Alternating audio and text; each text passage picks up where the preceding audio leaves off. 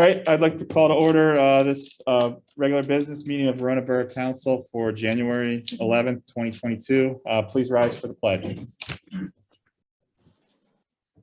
Pledge allegiance to the flag of the United States of America, to the republic for which it stands, one nation under God, indivisible, liberty for all.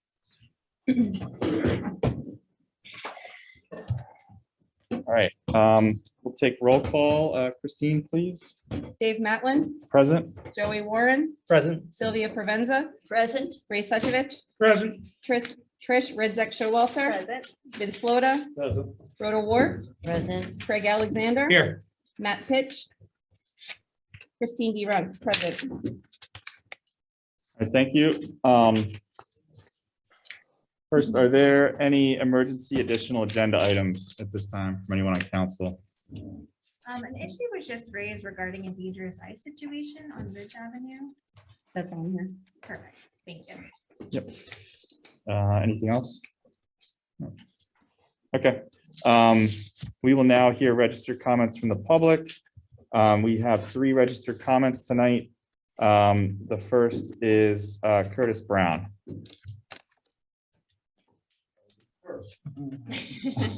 Thanks, Curtis. Thank you, sir. Thank you, sir. Thank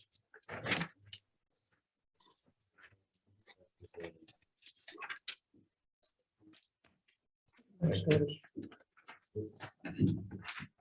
All right, I wanted to kind of give a synopsis of the Verona text message services. For the year, we are down to 381 regarding subscribers. I know we're looking at a couple ways to try to get a little bit more subscribers at this particular point.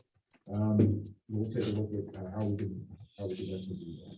I think about 57 messages have gone out, and we have now enlisted the help of Nancy, who says up the text message. It was just me, but the text became part from there, but now it's been done. Thank you, Kristen. Moving into 2022, we looked at putting a input limit on the website, but this is maybe 3 or 4 years ago when the website was first done. So hopefully we can revisit that. So if anyone visits the website, it says sign up for text messages, and you sign up. So we have the code that's available and forward to put the code in. That makes the service a little easier for individuals to sign up that way. We'll jump in and increase the numbers. We'll get with the folks on the place, specifically where there's a PSA, if you will. We're going to be testing everything across from April, and so you can see that in the down through use social media, performance marketing, that of course. Excuse me, Curtis, would you mind using the microphone? Okay. There's a Yep. switch. Is that better? Yes. Okay, all right.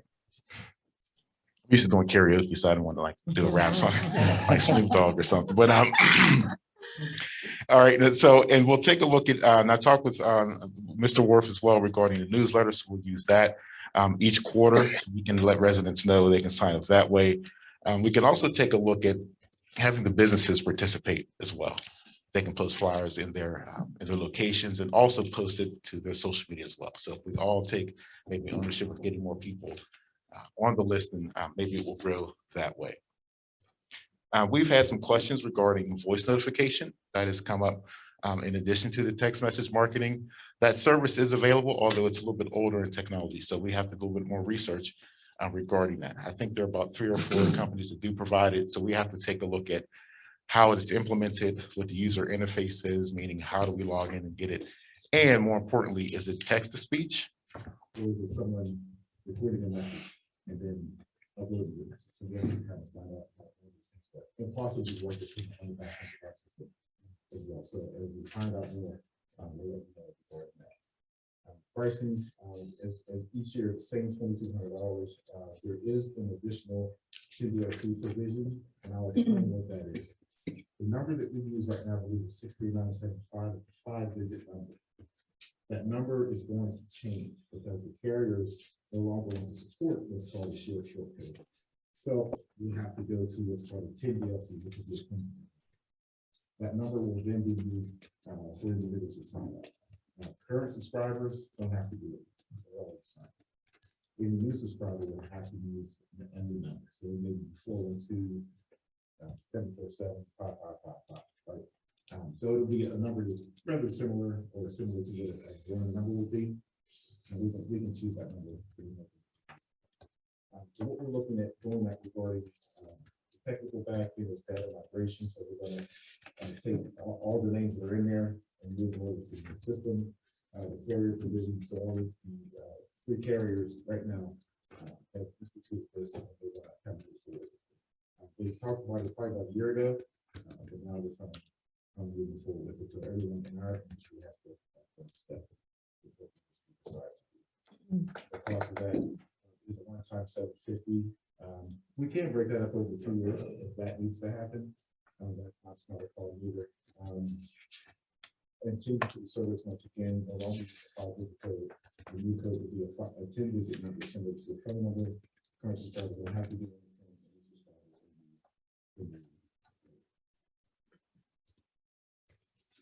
That 10-digit number is only for new subscribers, you said? Yeah. Yeah, okay. moving forward.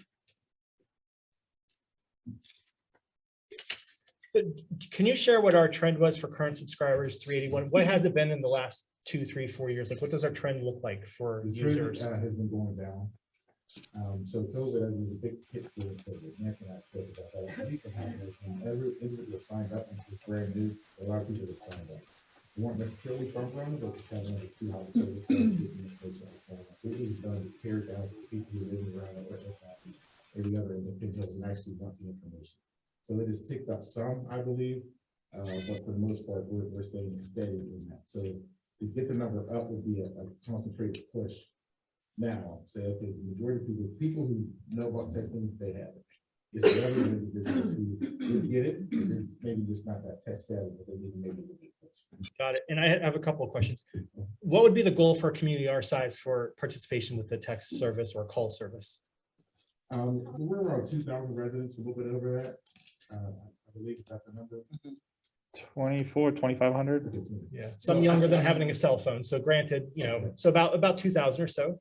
I would say between 500 to 600 would be probably the sweet spot. Taking into account that some of them are children.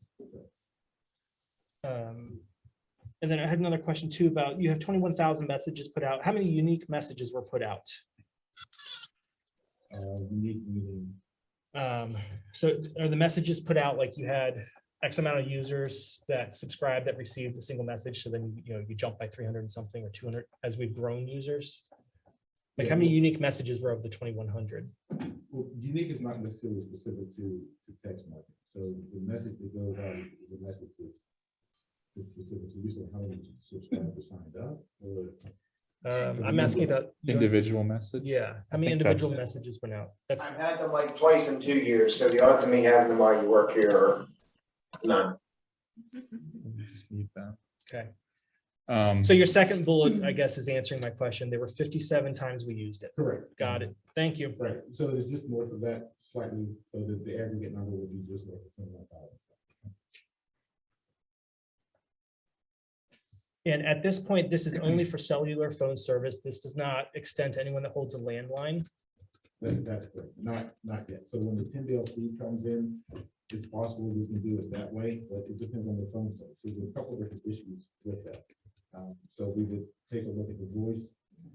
Take a look at the voice to see if that would try to help with that situation.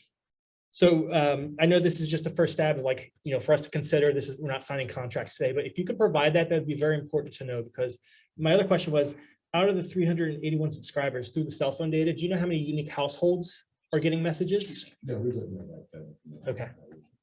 Okay. Thanks. what's the current billing cycle that we're on? Yeah. Yearly? When does that start or stop? So like end of this month or, okay.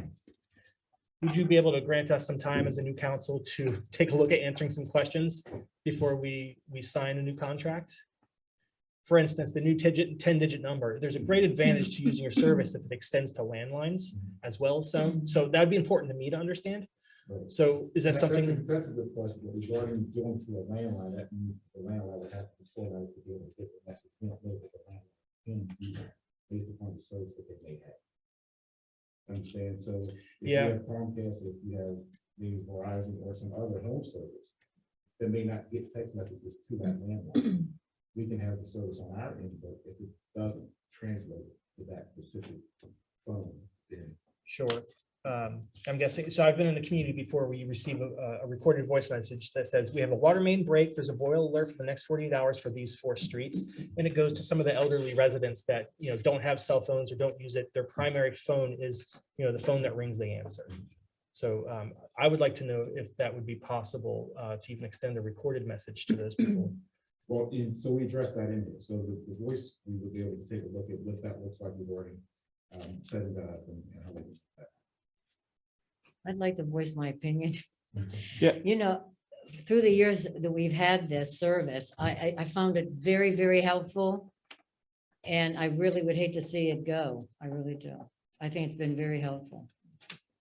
And we could work on, getting a better target, better target numbers. Right. I think a lot of people depend on this. Yeah. Now, you're in Oakmont too, right? Yeah, we are. Yeah, because I get Oakmont messages too, and it's nice to know Mhm. when street closings and that. So Curtis, I was a little confused. If I missed it, I apologize. If I would like to sign up right now, because I'm in the meeting and you just made me very excited. What do we do again? You would text the word Verona to 63975. I thought it was like two, it's like 277. Oh, 217, I'm sorry, 2177. We have like. Overlap. 21775. I have a question. Would it cost any more for us to add school closures and school delays to the blast text messages? Not at all. I think that would be something that would help a lot of parents out in the community. And it'll probably drive your customers numbers. also. A lot more people will sign up if they know that they're gonna get a text message saying that there's a school delay or a school cancellation. To that point, we can also do a separate keyword for the schools specifically, if you'd like to do that. So we can do a list that everyone's already on, or we can maybe do, for lack of a better term, take the school to 217. Just for parents. Anyone wants information regarding the school, whether it's closed on or it's lockdown situation, all that information will go to that group specifically, which may have some over from the other group, but that would be more of a specific part of it. Similar to use with like a chamber of commerce or a general public or people in a corner of the neighborhood. Correct. We would just need to coordinate that with the school district because the borough is separate from the school district. And right now I'm sending out the text messages on behalf of the borough. So we would need to really coordinate that if that was the decision. Yeah, that would be kind of internal to make sure we got the information. And it has to be in a timely fashion, so it can't be too late. Yeah. Yeah. Does the school, I mean, I would think that's something that would be beneficial, but might be the offering of a school district that we would ask the school district to extend. It does make sense though to get more, what do you call, not viewership, what do you call people that are in your text chain? Just like- Subscribers, thank you. Which would make sense because a lot of people are within the school district and want to hear those important things. A good thing Riverview doesn't close or have delays that often, so it won't put that big of a strain on Christine. hopefully. Especially now with all the virtual stuff. Yeah, exactly. Well, I guess the question was, would you limit it to Riverview, or would we, there's a lot of other daycares and schools with, that are used by folks in Verona, so, I mean, that's something that could be discussed. Yeah, we should probably start out with Riverview and see what her workload is on that. And if it's not too much, then we could add to it later. I think the problem with the school district, so is by the time Christine would get here and put it out, everybody pretty much knows the school's closed already. That would be an issue. Well, And for snow removal and stuff like that, I'm saying. yeah, I think that's something that could be looked at as far as logistics, have Christine take a look at what it would take, but I mean, what you're saying, Curtis, is that it wouldn't affect it's just another text message, so we can figure that out later independently of, the service, so. And one more question, if we do grow our subscriber list to a certain point, do we ever go beyond our contract, or is it, we're never gonna go past that? Okay, thank you. Any other questions or? Is there a limit to how many messages per year? No, there's no limit. We get that question by a lot of our clients. If you want to make sure it's information, right? Relevancy to the communities, content, when it's going out, and we want them to be able to get it. So that's really the key. We don't want to send information that's it really doesn't sit with the and we kind of know what that is. So the information is not good. Right? We don't want to say, hey, there were 3 people crossing the street yesterday. Make sure you look over. You don't want to send out information like that. You want to make sure that it's Verona specific. As long as it's Verona specific, might be 3 messages in one day, but if it's specific enough, probably because it may not be another couple messages for another couple of days. Okay. Any other questions? Or do you have anything else to add, Curtis? Okay. Thanks. Thanks, everyone. I think we'll probably, council will have to make a decision on this, whether to continue it. So I think what we'll probably do is put it up for the workshop meeting, like in 2 weeks from now. And then we should be able to let you know then, so that it's by the end of the month. All right. Thanks. Thank you. Thank you, Curtis.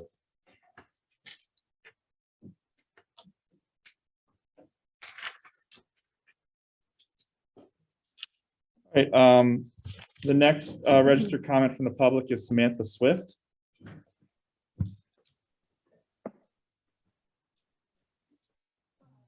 Hi. Hi. I don't think I need a microphone. My voice projects, unless you guys feel like I need one. It's the viewers at home, actually. Yeah, it's for the folks on Zoom. Did we get it fixed or is it not? Chief is buying a battery because we don't have the right size battery. Oh, I okay. can talk loud. Okay. That's okay. I promise I'm not yelling at anybody. Yeah, we'll have to make do for now, but that's all right. That's fine. Just some things that I wanted to bring to everybody's attention. I've been living on Union for a little over a year now, and I've noticed gradually things they seem to just be getting worse.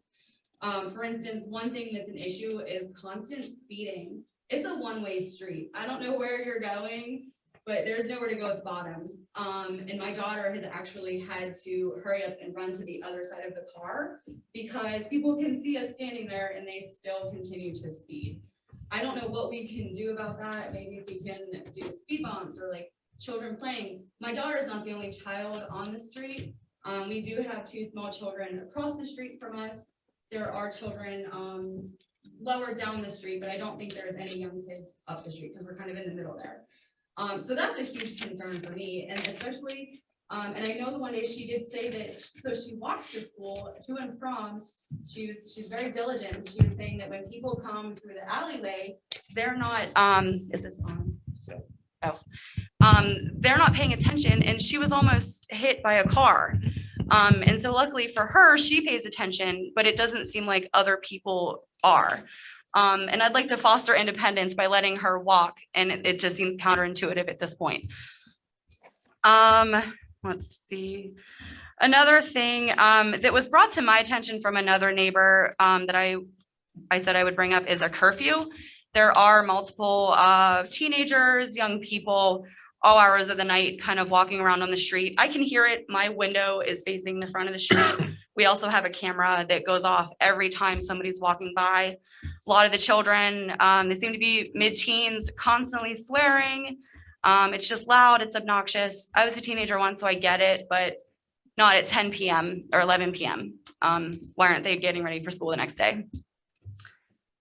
Another issue that I have noticed several times is one of the neighbors sells drugs out of his home. I have seen multiple people who appear to be drug addicts, not well kept, going in and out of the home several times a day. They're there for 5 minutes and then they leave. I think we can all come to the same conclusion.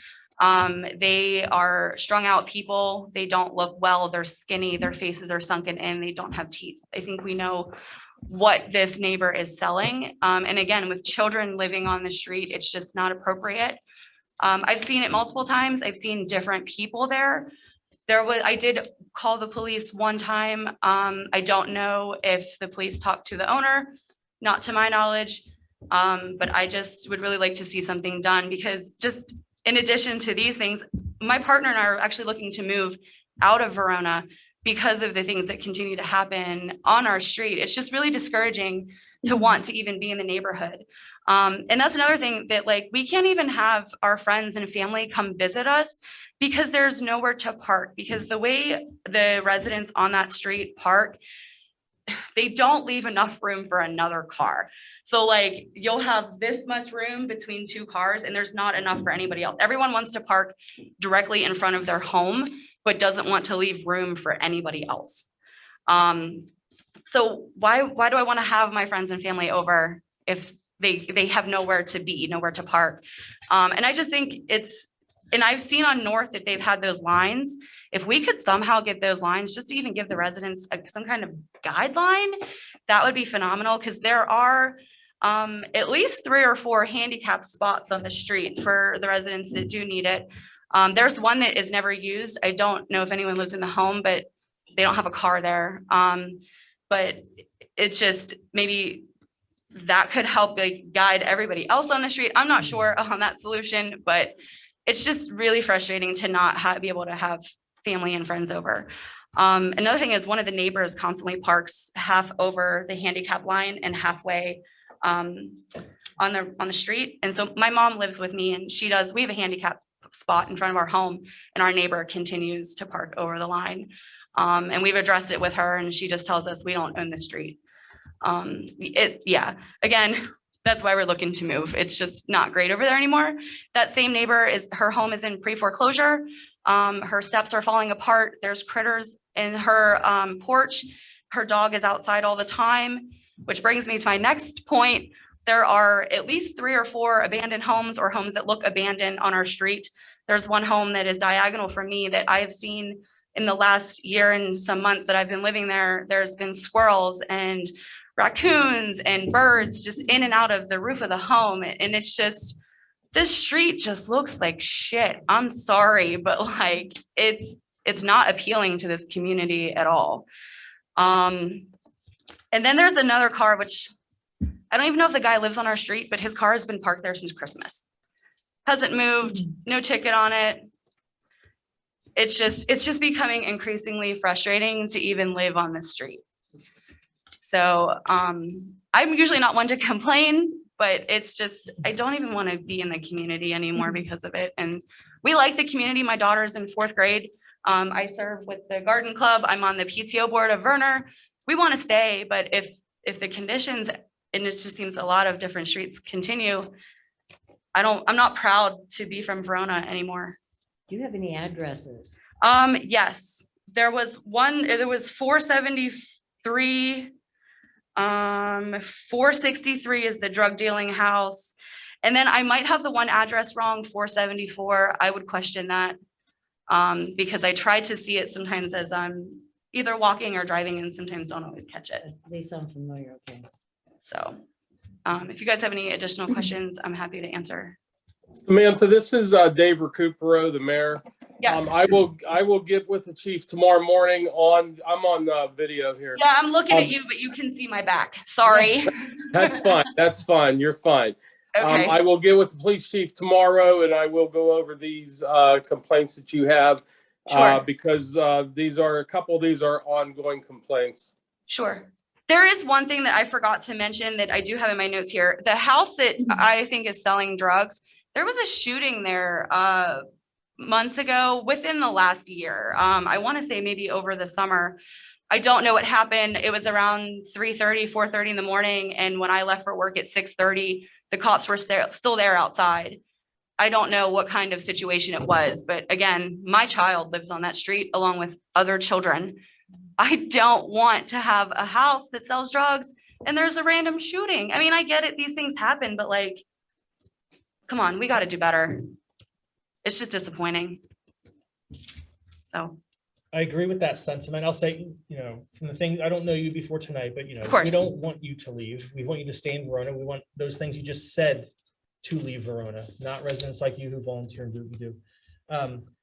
I'll say this because I've done this not only in this community, but in the other communities I've lived in, and Sure. I have young kids as well. I found Verona. I purposely moved here with my wife and my 2 kids. Always feel empowered to call 911 in the moment. And I will say that track record of having calls from not just Sure. you, but anyone else, and share with your neighbors or your family, whoever else. I know it's frustrating to hear because I've been told this before, but Yeah, to memorialize those through a call to 911, even if it's a non-emergency, our police department is paid and they are Sure. staffed to help you and other people. I just hate wasting those resources sometimes. It's not a waste, Chief, but I don't know that you would say it's a waste of resources for your time or our team. We've talked. Yeah, so I just want to reiterate that it is. Sure. You know, feel empowered to do that. I have done Okay. that myself. I've made uncomfortable phone calls. I've had conversations Yeah. with our chief and other chiefs. Yeah. The other thing Okay. is, I know that as we have a new council here, there's a number of people who are, we were late to start by committee working on blight and abandonment. So we are addressing these things. And I will agree with you that it's never the pace you want. You know, the course. urge to move away, you know, I hope you curb that with some things that happen sooner, you know, than later. And it is a process, and I Sure. can't apologize because it's not my process, it's a Of course. process. But Of course. I assure you, as a parent and someone on council and someone who's called 911 and had those things you just said in my neighborhood, you know, you have our attention. I appreciate Yeah, that. it's important to leave a paper trail. I know, and Chief and I have definitely talked about it, and it's something I should be better at, but sometimes I just, It's hard, yeah. yeah, It gets frustrating. I'm sure. yeah. So, but I appreciate everybody's time. Thank you so much. Thank you. And I'll just add, you know, I took notes. I know the mayor was listening. And I know the mayor said he was going to get with the chief tomorrow. If there's any gap, you know, we'll make sure that the message gets to the chief and the mayor has the information that you shared. So I appreciate you sharing your comments, and I'm sorry to hear your frustrations, but I you know, we will look into these things and follow up and do what we can. Plus the code enforcement. Thank you. Sorry, what's that? Plus we'll do the code enforcement. Yeah, Check it there's a lot of different issues. Some of them fall into different areas, but we'll address them as needed. So thank you. Thank you so much. Can I add one thing about code enforcement on that? Sure. Just, you know, for your information, code enforcement was deployed pretty heavily on Union Street. And so it does take a while just to work through the process. But just know that code enforcement has been up there extensively. And some of these addresses that you mentioned they're familiar. Yeah. And because somebody called and made note of it, then you start with broken steps or the critters, all those things. So those steps have initiated progress, hopefully. Wonderful. Okay, thank you both. The next registered comment is Garden Club.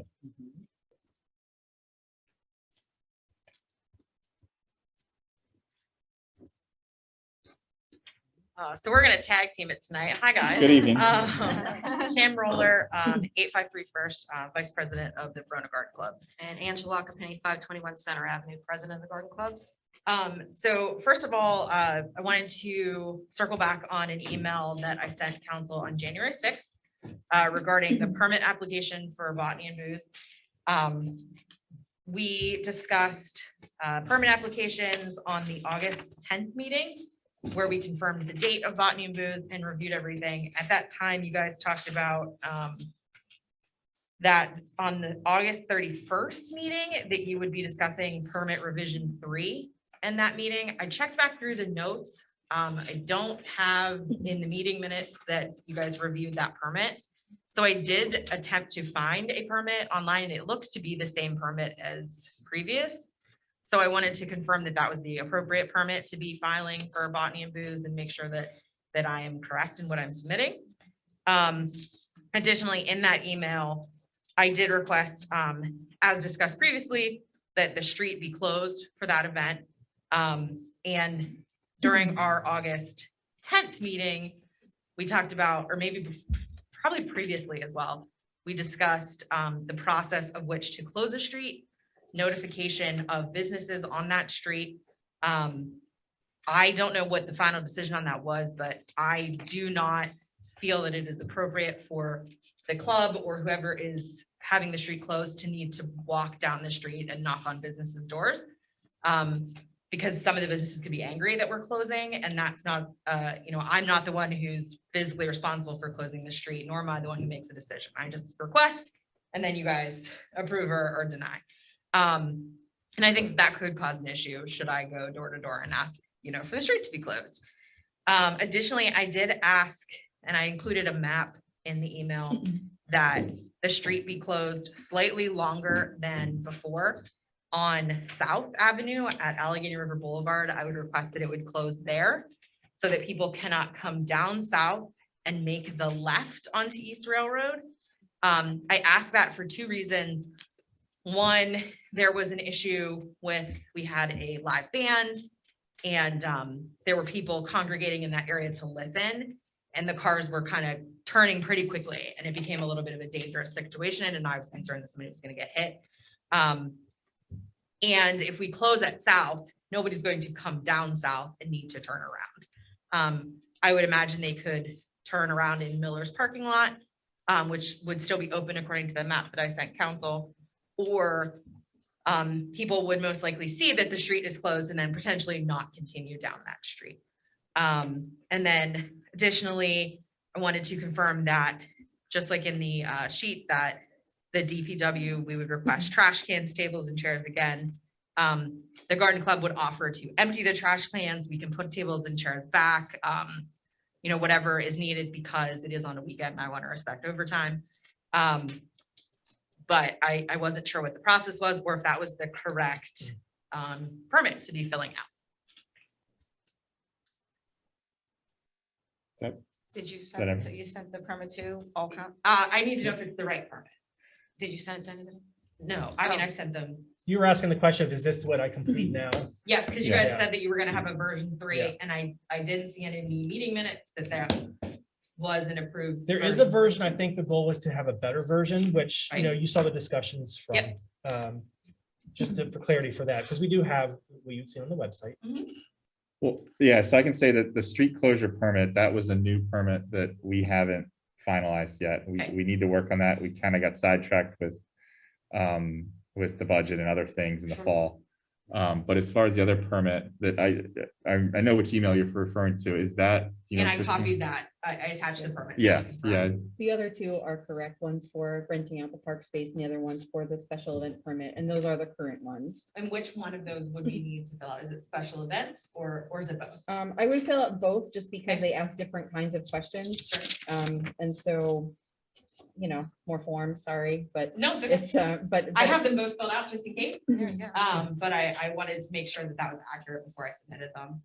And then the question is whether or not the street closure permit application would be, I don't know the timeline on that because it's one of the many things being worked on. And so, I don't know, it seems like if it's ready in time, then fill I it mean, out. If not, Yeah, then my concern would be that, so it's already January 11th. This is around the time that we requested it previously, and there were complaints from businesses regarding the closure of that street. We really needed to probably announce in August, when that happened, that we would intend to close the street again. I want to be respectful of the businesses. I want them to understand that, they're welcome to open their doors, they'll be part of the event as well. Anybody's more than welcome to put a table out and sell whatever you want. But I am concerned about the event center as they book out early. So. Just gives them plenty of time to know what's going on, what's gonna be happening that weekend. So we As a don't want to be courtesy. dropping the Yeah. ball on them either. We wouldn't And- want to wait. And I would assume that you would send out a letter to the businesses somehow to let them know about the street closure. Like she said, we're not going to go knocking on their doors and let them know that the streets are closing, but I'm sure there's some sort of a process where the letters should be sent out. So we don't have any angry, businesses getting upset about that. But the garden, we're very excited because the garden club is becoming very organized this year. We are, tomorrow night, we're going to be voting on our bylaws. And once we vote on our bylaws, we will be applying for our 501c3. And also we have our insurance policy that will be in place this week. So, which would also list the borough of Verona with $1 million Nice job. policy. So we're excited about that. So we're all covered and nobody's getting sued. The other exciting thing is that we are graduating all our baskets, thanks to Trish, introducing our self-watering baskets, which instead of 2 times a day, require only 2 times a week now, 2 to 3 times a week, depending on how hot it is. So our goal this year is to get the total baskets are 44. They're quite expensive. So we were going to try to get at least 24 baskets and do the main street, do Allegheny River Boulevard. But the question is, should we get these baskets, and we have them planted and have them put up?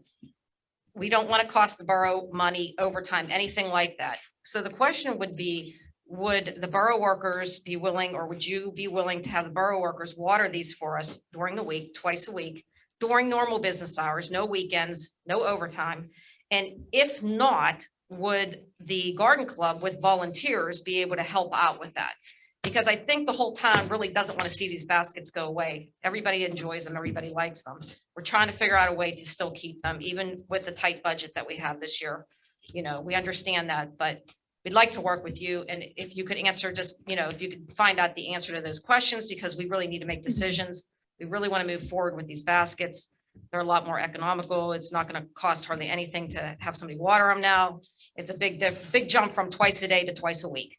So they make a lot of sense. So that was, I don't know what's in the DPW contract. I don't know if you still have to review it and get back to us, but I don't know, are we allowed to go out there and water them? And is it, I know now that we have insurance, it probably gives you more peace of mind in case somebody should get hurt, that it's not going to fall back on the borough. So we're trying to do our part moving forward. And you are, thanks for that. Lots of updates and upgrades and. Yeah, I know it's we're not easy. excited. We're really coming together this year. So, yeah, but we really want to keep the baskets, and it may only be on the main drag of Allegheny River Boulevard this year. And then next year we'll get the remainder. But we don't want them to go away. You know, we want to be able to hang them, and we want to be able to, if it's not the DPW, we have some volunteers that are willing to go out. We probably have to borrow the cart, but to go out and fill those baskets up a couple times a week. And one of the reasons we're asking for a sooner rather than later answer regarding this sounds like I'm a salesman, but there's currently a sale going on Yes. these baskets. There It'll is. Save the garden club $30. There's only 100, there's 160 left, and yes, that would save us $30 a basket. And when you're talking in large numbers, it's quite a savings. So We're we, concerned if they sell out.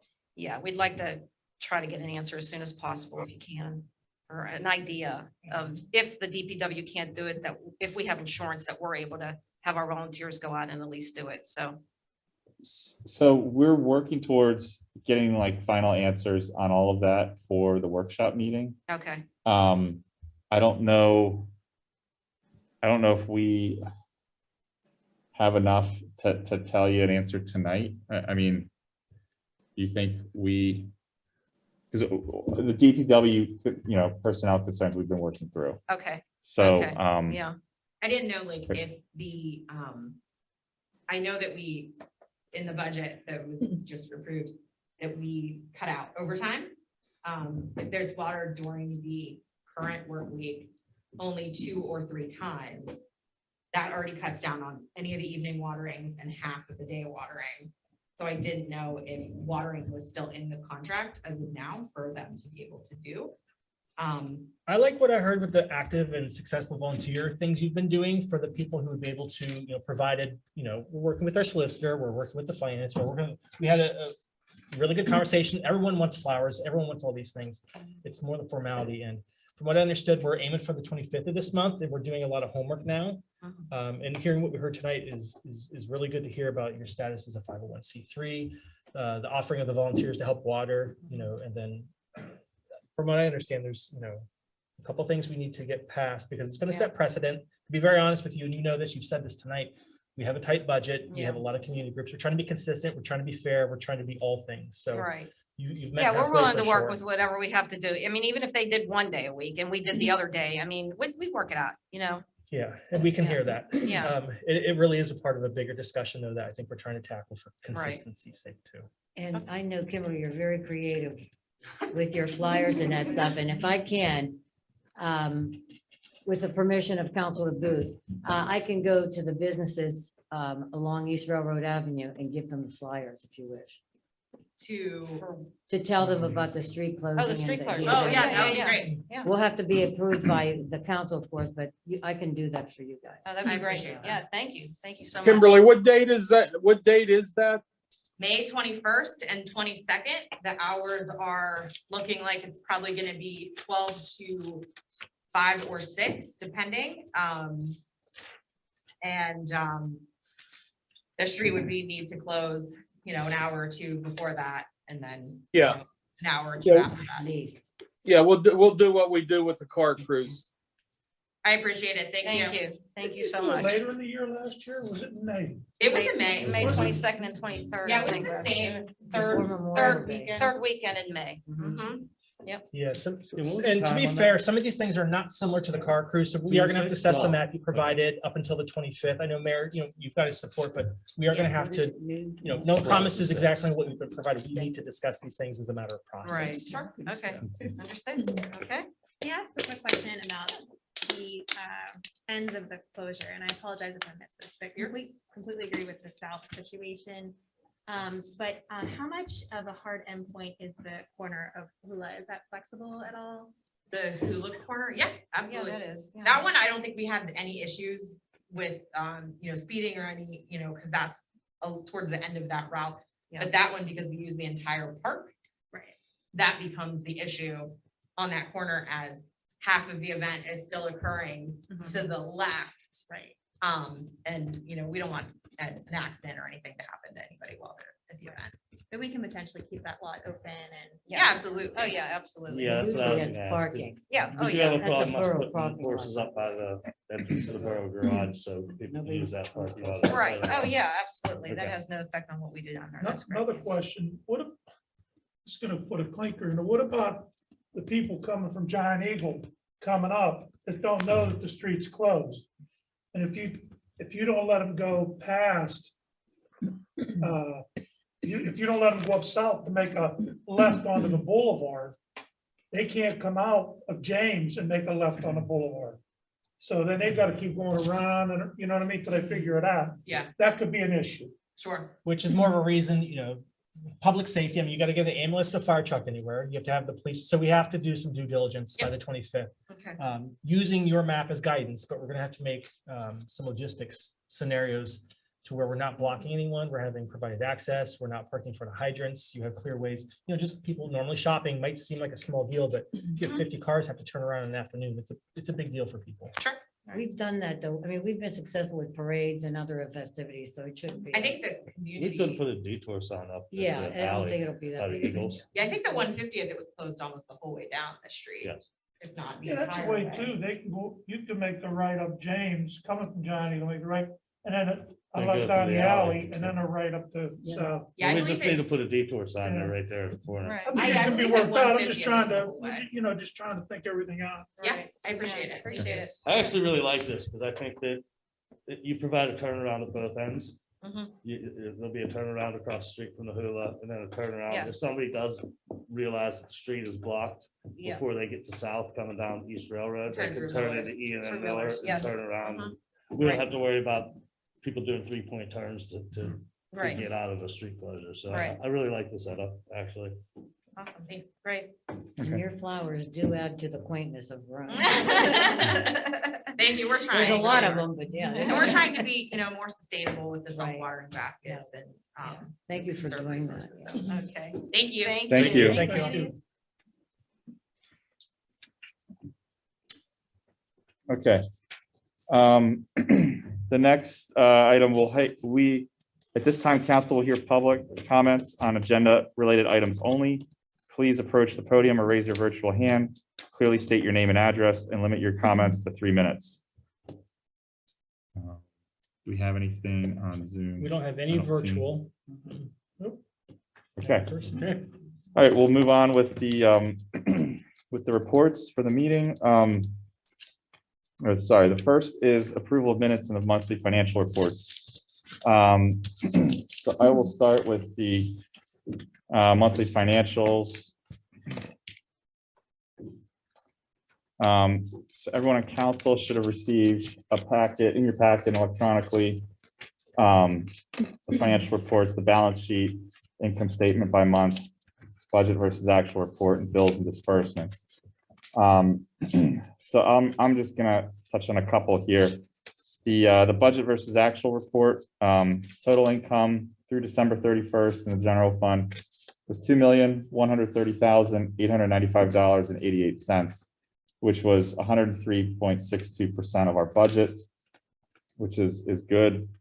The total expenses through December 31st in general fund is $1,823,457.99, which was 90.557% of our budget, which is also good. Large receipts. We had the largest one was from Oakmont Municipal Authority for $87,451.94. That was for sewer rental fees. And we had from Weiss Burkhardt Kramer, $8,178.74 delinquent tax collections. Anyone have any questions about any of those? Okay. Moving on to bills and disbursements. Total bills for this month were $57,193.43. The large disbursements we had were for Senate Engineering, $11,100.50 for engineering services. Highmark, $5,211.61 for employee health insurance. And building inspection underwriters, BIU, $5,040. And that was the three bills for code enforcement. So any questions on the bills at this point? I have a question about one you didn't mention. Sure. Photocopier lease. I know when Nancy was here, we had gotten one removed, and we're going to, I wasn't sure if that actually happened. And is that the same one that is currently occupying a police cell, or is that separate? And if so, what is the plan for that? Are we paying anything for it? So my understanding is no, we're not paying anything for it. That was a decision by council last summer or so, I believe. When we had found that when the prior year in 2020, May of 2020, when we switched photocopiers, the old ones were on a lease and they were not returned at that time.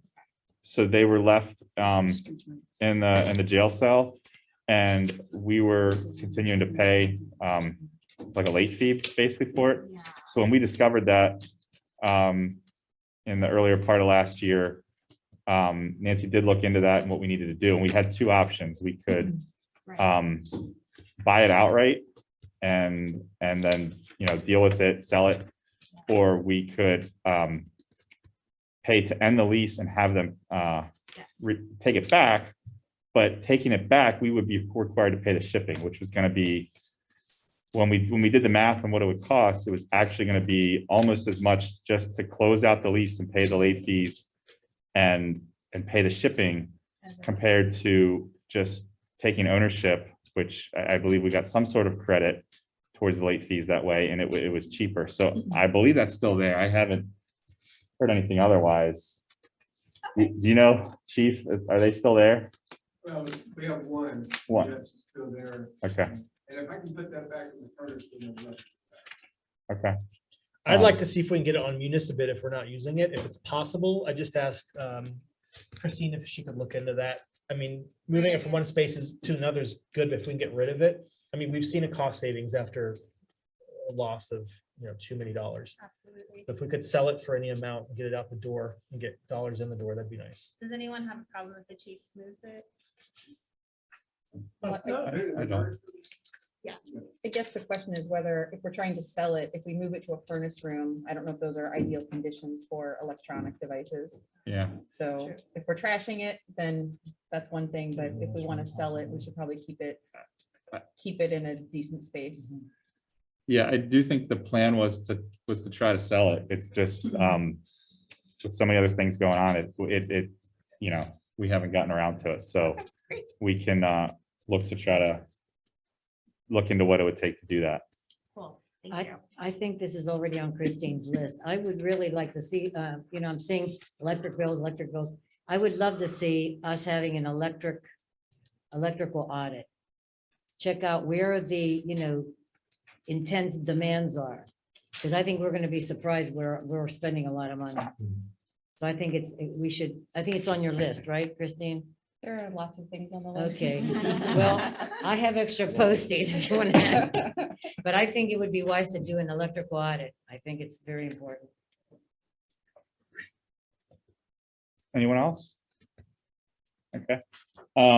So at this time, I will take a motion to approve the list of bills dated January 11th, 2022. I make that motion. I'll second it. Okay. First by Mr. Warren, second by Mr. Suchovich. Any questions? All those in favor, please say aye. Aye. Any opposed? Okay, motion pass. Let's see what's next.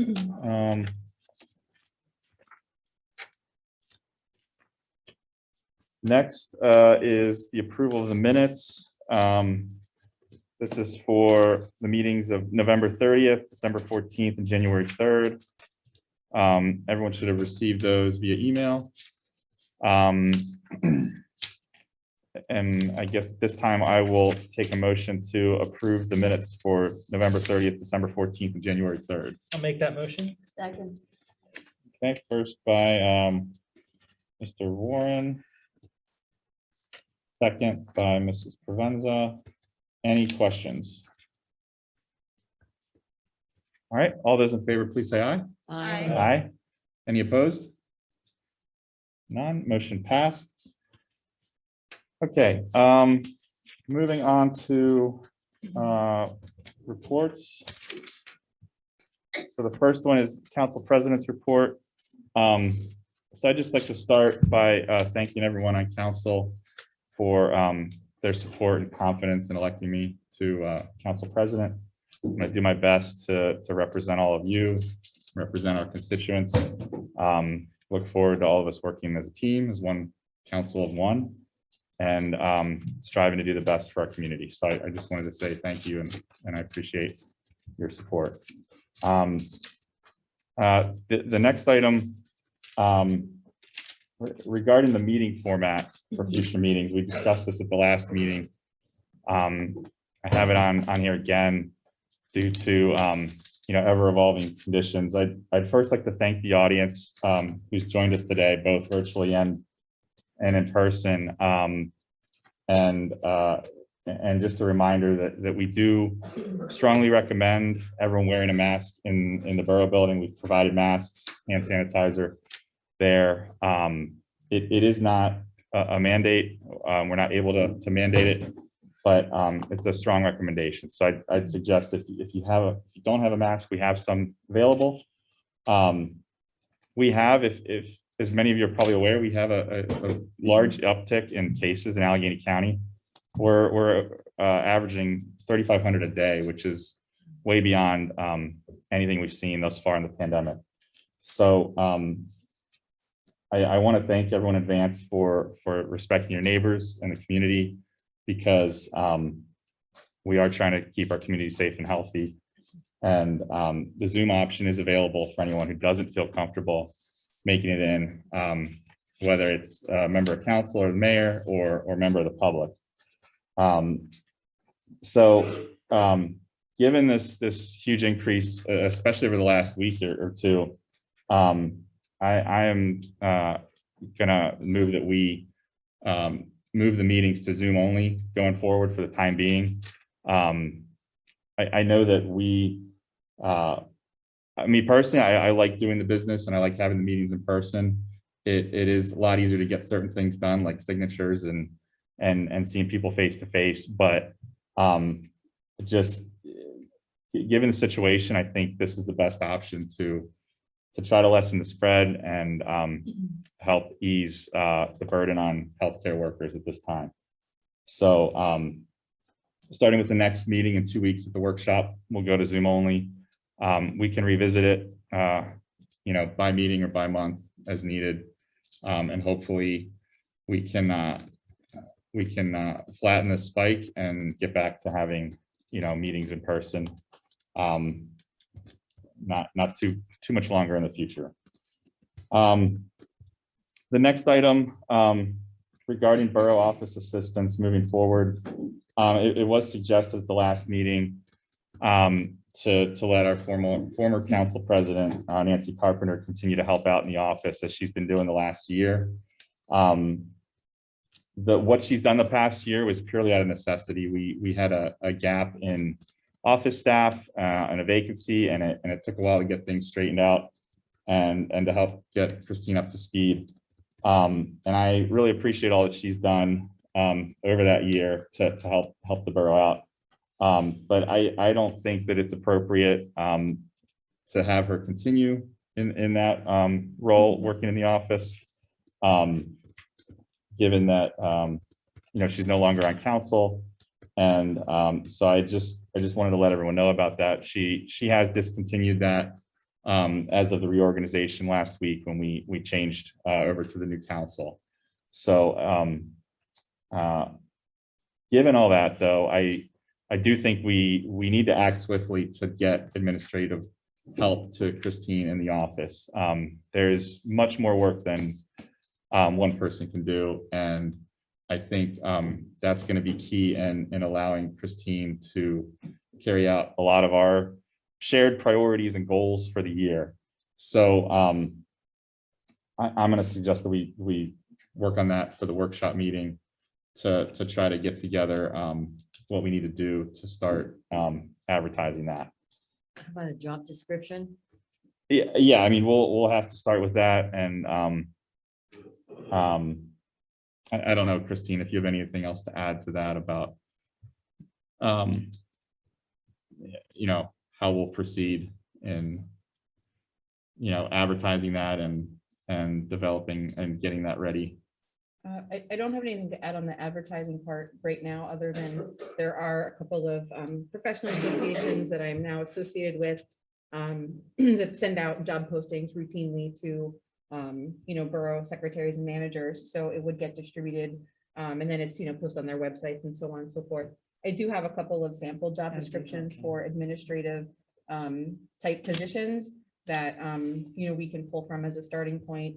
And then of course, I just know the sorts of things that go on in the office right now that are very Verona specific and not just from the places I got these, and can assist in creating that job description, at least initially, as just a starting point for council, so that and of course Susan and I can coach around that as well, and she has experience with it. So it's on my list, higher than the other things that have come up tonight, but it's on the list, and I'll put something together and share it. Would this be a administrative assistant role? It's an administrative assistant. I just want to make sure the title and what we're looking for. Yeah, and it's budgeted as a part-time position, and total salary is like under 20K. I think it's like 18.7 or something like that. Part-time position to do those tasks that are really administrative, so that I can focus on the secretary manager kind of stuff. Send out text messages. So, okay. So I just wanted to make that all clear. Let everyone know that that is something we need to focus on for the workshop. And I think council is ready to support Christine and work towards getting that going. The next item,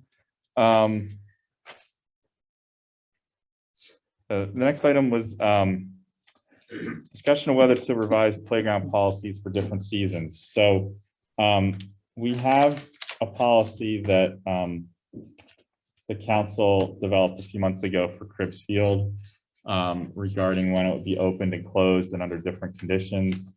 Came to my attention over the holidays that at least on one particular day, or maybe it was just before the holidays, that the Riverbank Park playground was locked. And so what I realized in looking back at our policy that we set We did that for Cribs Field. We didn't really have anything for playground specifically. And it was unclear to me what the policy would be for winter months regarding the playgrounds. So, there are plenty of days where it's nice enough for kids to play on the playground. I'm assuming that is a practice that we've been following to lock the playgrounds. But I'm wondering if we might want to revise the policy or amend the policy to change that. And I don't know if I necessarily, the mayor have something? Okay. Mayor, did you have something to add? No, I was just gonna say, in the past, like you said, Dave, if it was nice out, the weather was, mid 40s, 50s, we always had the parks open, just the playground, that is. Similar to how the elementary school would work, where if it's fair enough weather to have the kids out to play, the playground would mimic that. Right, but we would also have them Saturday, Sunday, depending on the weather. Yeah, I guess what I would be looking for is for council to agree on a clear policy for, if it's going to be based on weather, a clear policy on what those weather conditions are. So it's not a matter of, well, I thought it was nice out, but mayor thought it was a crappy day. And, so I think, unless anyone else has anything else to add, I don't want to spend a whole lot of time on this at this meeting. I do think it's something we want to figure out soon, but maybe at the workshop. And be consistent. I believe Yeah. last year, Enough under the consistency. recommendation of the Parks and Rec Board, we recommended that, just to keep it simpler for everybody, that we leave the playgrounds open all winter long.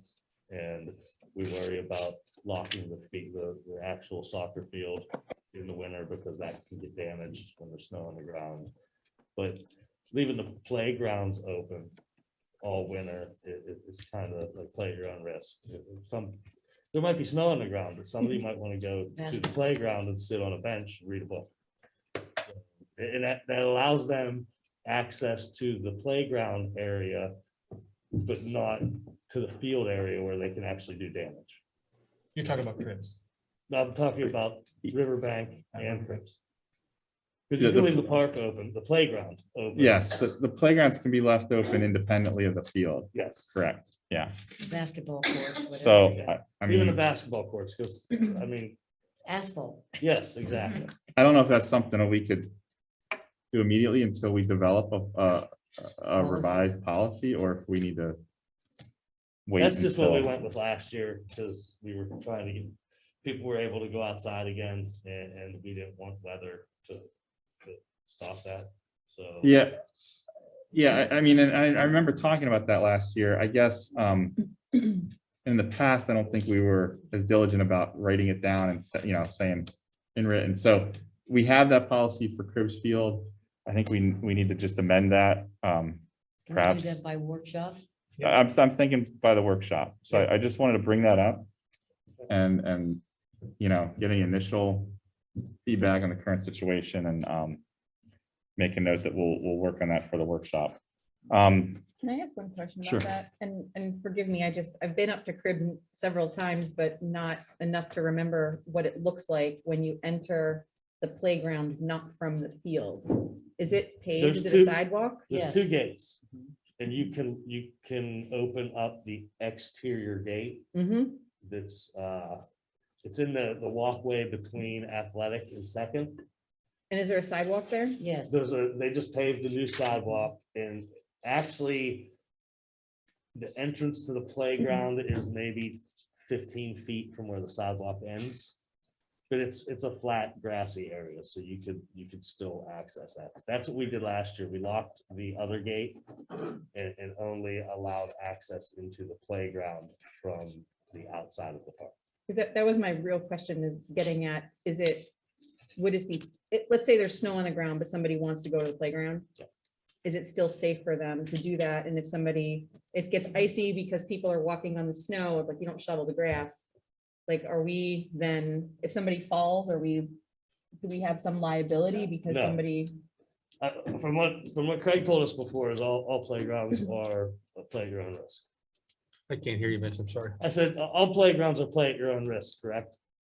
Not necessarily. I mean, there's always an inherent liability. I mean, there's always the potential of liability. We have placed, I don't know if you've done it here or not, but I have communities that have placed play at your own risk. And that should help to diminish liability, but there's always some chance of liability. Even if you're at a baseball game, you know, there's liability waivers printed on the back of your ticket. If you get, you know, hit in the head with a ball, there's still the potential of some liability there. So you can never extinguish it completely. But that's why you have insurance too. I mean, to answer your question, it might get icy, but the sidewalk leading there might get icy also. I don't know if the DPW actually salts the sidewalk to the entrance. They're level though, which is good. No, the new one, It's the not one that level. leads from Second Street all the way down to the side entrance, the one that the contractor just poured. There's a slight grade. Yeah, it's a dip, but it levels out to slow the slope, but there's still, Yeah. I don't know if that gets salted more, honestly. Well, that's something we can look into, I think, before the workshop and try to come back and revisit it then. I don't want to make a knee-jerk reaction tonight. You know, I want to be thoughtful. I want us all to be thoughtful about, you know, revising the policy and doing something that's going to stick for a long time and not have to come back and look at it every meeting. So appreciate the feedback. We could talk more at the workshop. The next item I had was the new council committees for 2022. Yeah, you want to pull that up? You'll have to, might have to share it on, you know how to share it. I'm going to try to share it here with everyone. Yes. It's still a little bit slow.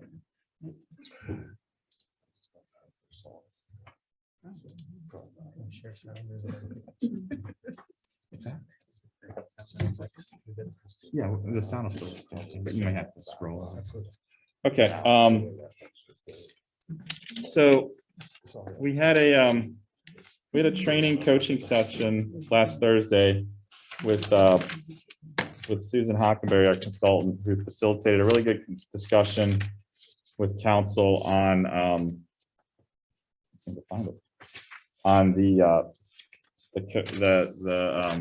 you know, the purpose of committees, the priorities, and so I got some good feedback on this from council members, both during and after that training session. And so the committees and the chairs that we're going to have are, and I'll go over what each of them, what they do is finance committee. Chair is going to be Joey. Rhoda and Ray are also going to be on the committee. The focus there is going to be similar. We're adding in contracts and agreements since those are related heavily to finance and the budget. And you know, the things like pensions review, grants recommendations, budget recommendations, audit review, as well as those contracts. And then we will have a public safety committee. Ray will be the chair. Vincent Rhoda will also be on that committee. And they will handle fire and police, non-personnel issues.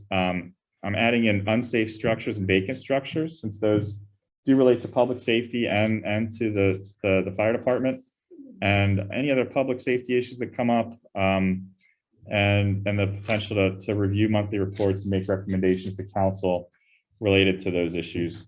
We formerly had a public works committee, which I felt you know, was too similar, too tied to the public works department, but it didn't cover all of our public assets. So we're going to have an infrastructure and asset management committee. Trish is going to be the chair along with Ray and Joey. And the focus there will be asset audits of streets, sidewalks, alleys, parking lots, municipal equipment storage, police resources, the borough building itself, any fire resources owned by the borough, parks, looking at the facilities, parking, etc. we are gonna still have a communications committee, chaired by Sylvia, with Vince and Trish also on that committee. And, some of the things there will include, developing and revising a communication plan for the borough, looking at electronic sign policies, including at Cribbs Field and the borough's free, use, per month of the Steel City billboard, forms, and applications and then recommendations, social media website policies, newsletters, PR policies, and phone messaging policies. And then formally, we had a Parks and Rec committee, which I felt was a little bit redundant to the great work that our Parks and Rec board is already doing. So I felt with moving parks under infrastructure, with the other infrastructure we own, it made sense to have a recreation community events committee to look at some of the policies regarding recreational use of our facilities, street closure process for community events, coordination, and being a liaison to external and internal stakeholders for those events. And then finally, the Community Development Committee, Recreation Community Events Committee will be chaired by Vince, also with Trish and Sylvia on the committee. The Community Development Committee will be chaired by Rhoda, and Joey and Sylvia will also be on that committee, looking at building inspections, rental inspections, code enforcement policies, blight of occupied units, comprehensive plan, zoning ordinance revisions, and land use issues. So I think this will help distribute some of the policies and priorities that we've identified and talked about into these different committees. I think it'll help these committees will help support council in moving forward with some of the priorities we have. And I tried as best I could to match everyone to their strengths and to what they expressed as their interests.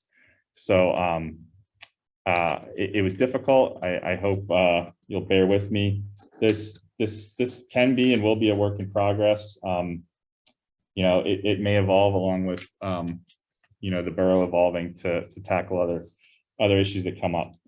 So the only other two things are the Allegheny League of Municipalities ALOM delegate, which will continue to be Sylvia Provenza. Rhoda Worf will be the alternate, and then the Allegheny Valley North Council of Governments delegate, which I formerly held, that'll be Rhoda. I know she's done that before and she's familiar with it, and I'll be the alternate there. And then at the bottom here, I just have a note on, and this is from our training last week, but just a few notes on what committees are not, just for clarity. They're not departments. The borough has departments of public works, police, administration.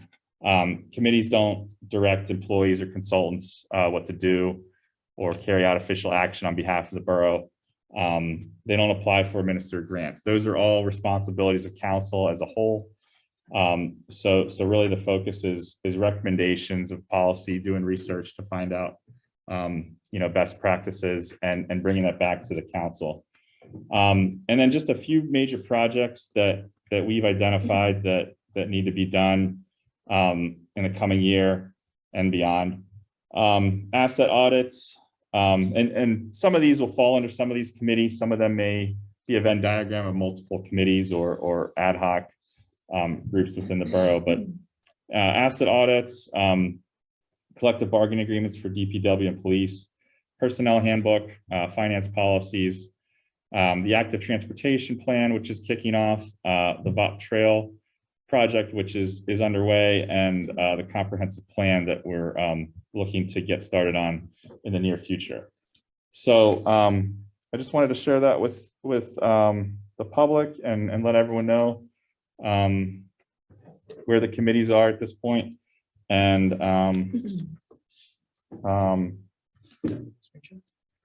yeah, I'm done with that. Thank you. Yeah. So moving on to the next item, similar to this, policies that need to be written. we do have a long list of policies that have been talked about in the last few months that have been identified. Christine's been keeping a list. I've been keeping a list. We're going to look to utilize the workshop, at least a portion of the workshop meeting to try to identify and prioritize those policies. And I think, a lot of them can be split up into the different committees to start to look at, and then bring something back to council. So I just want to let everyone know that that's coming up in January. We do have a long list. We'll have to try to focus our efforts on what's the most important and keep on it throughout the year. So that's all I have at this time.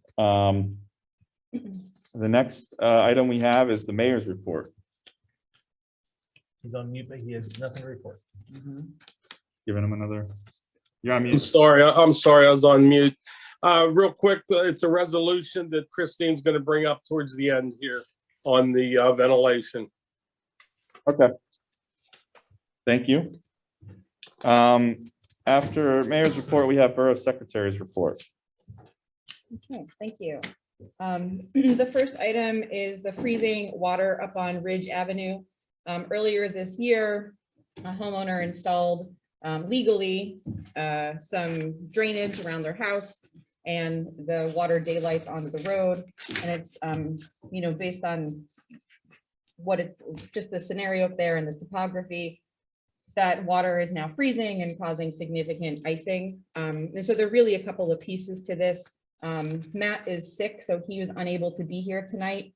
And originally, he thought maybe it would require an ordinance change, but, in looking further, he thinks not. So I'm just going to table this since Matt is not here to really delve into those details.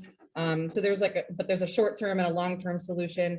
The short-term solution, there's a resolution later on to discuss a salt box, the potential for a salt box this year. But the long-term solution is bigger and also starts to tie into are we using public dollars to deal with private issues, or is this now a public issue because it's on the road? And so there's a fair amount to work out with that. But I want Matt to articulate that as he's our zoning officer and he made these discoveries. So I'm going to table the rest of that for now. And then the second item is just following up regarding 473 Union. And I did mention earlier that code enforcement has been deployed to Union. And so Mike's been investigating that. He's doing a lot of work up there. And I just want to remind everybody, a couple of meetings ago, we had said that we would take on the topic of using public dollars to address issues on private property that are causing a public nuisance. And so that's our big topic. I mean, we have other workshop topics now, but we had kicked the can on that one already. So we just need to handle this one in a workshop next time. So please spend a little time thinking about, your views on that topic so that we have a good starting place in 2 weeks. Another one is website content is needed. And this is independent of whether we approve the resolution that's later on about hiring GovUnity to rebuild our website. But even if we say, no, we're not going to do that after all, and we want to stay with what we have, we really need some new content. The website's a little stale, shall we say. And so some things I'm giving homework to all of you. I need biographies. So a little bit about yourselves, your background, your interests, things of that ilk, whatever you would like up there on the website. If you have a headshot, that would be great as well. So we can, put a photo up with your biography. And then also just community photos as you're out and about, if there's, or even just, nice pictures. I have some pictures. I love the public dock. It's probably my favorite part in town, to be honest. So when it was warmer, I'd go down there all the time. So I have a whole slew of public dock pictures. And those will look nice on the website, but I don't have a whole lot else. So, so if you have pictures from your travels through the borough, please start sending that to me. I'm collecting all of that content so that we, when we launch the new website, we can actually launch it because there will be content to put on it. It's not just a skeleton structure. So please send me the biographies. I'll say by the end of the month. And if you have headshots, please send those as well. A reminder about the COG dinner. It is Saturday, January 22nd at 6 p.m. at Harmer House. It's $45 per person. I do need to send the RSVP and payment. It needs to be received by Monday, so I want to send that out on Thursday so that the COG has what they need for head count. So if you're planning on going, please do bring me a check for $45 per person. And you'll need to let me know what you want as a menu item, but we can talk about that if you decide to go.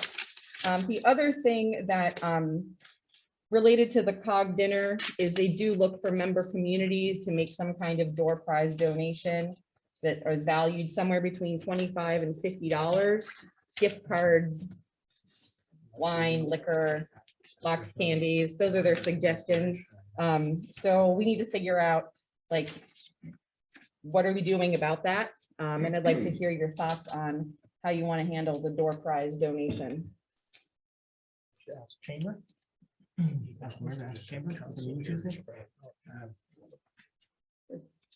Mayor, I don't know if you heard that. My suggestion was to have maybe at your chamber meeting to ask if there's any local businesses that want to offer up something as an item from our community. Thank you. Thank you. Next is the BIU code enforcement report. So this is for the month of December, and you may recall there was a cease and desist because we were not actually under contract. So the report consists only of the 4 hours of Mike's time doing his hourly code enforcement and not tip sheets for the month of December. It's a pretty basic report there. We are under contract now. Things have been paid. We're caught up. So, you know, he was here last week. The cease and desist is gone. He's out doing code enforcement. January will be more expensive than December. Can I make a request with that? Yes. Is there some way he can give us a report of the properties that he has addressed? So we have something to go by, because I know the other code enforcers, it was always helpful to have, to see what properties that they address, so we don't keep repeating the same address. So I can ask them what else they can do. I would say a normal report. This is not a normal report because there was a cease and desist. Well, Other reports that we've gotten do list individual addresses.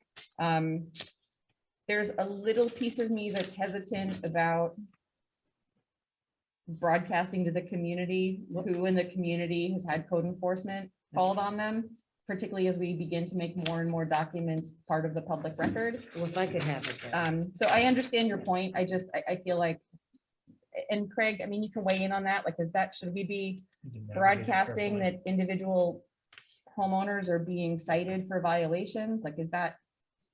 I mean, it's a matter of public record. Yeah, I mean. I don't know that that's something that you ought to be broadcasting. I mean, I get that question a lot with people that are delinquent on their taxes. Should you post it on your website? It's not something I encourage, but I mean, it is a matter of public record. Yeah, so I'll talk to BIU, see what kind of reports they can produce and sort of find that balance. I mean, it is public record, but like to Craig's point, it's, maybe we don't want to. Not part of the communications committee. Yeah, Yeah, but if I'm on that committee, I need to know so I don't keep writing having people write tip sheets on the same properties and wasting Well, time. I can show you where the bin Yeah. is that has every single Yeah. notice of violation that's been issued and is underway. And you can scroll through to your heart's content. And Mike has been quite busy. It's that bin is quite full these days. Next municipal update, the Peterbilt has been listed. There are still 6 more days in the bid period. So nothing else to report. There are no bids, but there are a lot of people watching it, a lot of phone calls. Somebody else came yesterday just to like physically check it out. So there's a lot of interest, but no bids at this point. Bids typically come in the last like 1 to 2 days in these auctions anyway, so I'm not really too concerned. So I'll update you once it's once we get a bid and it's hopefully sold for a lot of money. The next item are the computer needs in Public Works. I was talking with AJ yesterday about our one call system, which is like if somebody wants to dig, they have to call and basically get the street marked off where the gas lines are, electric lines, that kind of thing. And there are some trainings that AJ would like to attend related to that service, but his computer does not support him attending webinars because it doesn't have like audio and things of that sort. So it's not in the budget to buy a computer, but it is in the budget to buy a laptop for me so I don't use my personal computer, which means we would then have 4 computers in there plus this old laptop. And I would suggest perhaps we take one of our computer that's in the admin side and just stick it over in DPW so that they have the tools, so that AJ has the tools he needs to, attend trainings that would be useful for his development. Zero cost, better use. Zero cost, better use. So if you're all agreeable to that, So then, buying you a new laptop and then transferring one of the office computers D- over to DPW. that's right, transferring on. Yeah, it's a good idea. Yeah, I'm good And with one that. still remains for the administrative assistant that will be onboarding hopefully sooner than later. Because there are currently 3 desktops in there. So one of them would go to AJ's office and that would leave one for the admin. The laptop I would just start using once it's here. And then the other one would be for like Mike, for example. Mike expressed an interest in start doing some things electronically in spreadsheets. So he would just need resources while he's here in the office, and then he could use the other desktop. Perfect. So I'll let AJ know that he can come over and pick that up, and I'll deal with that.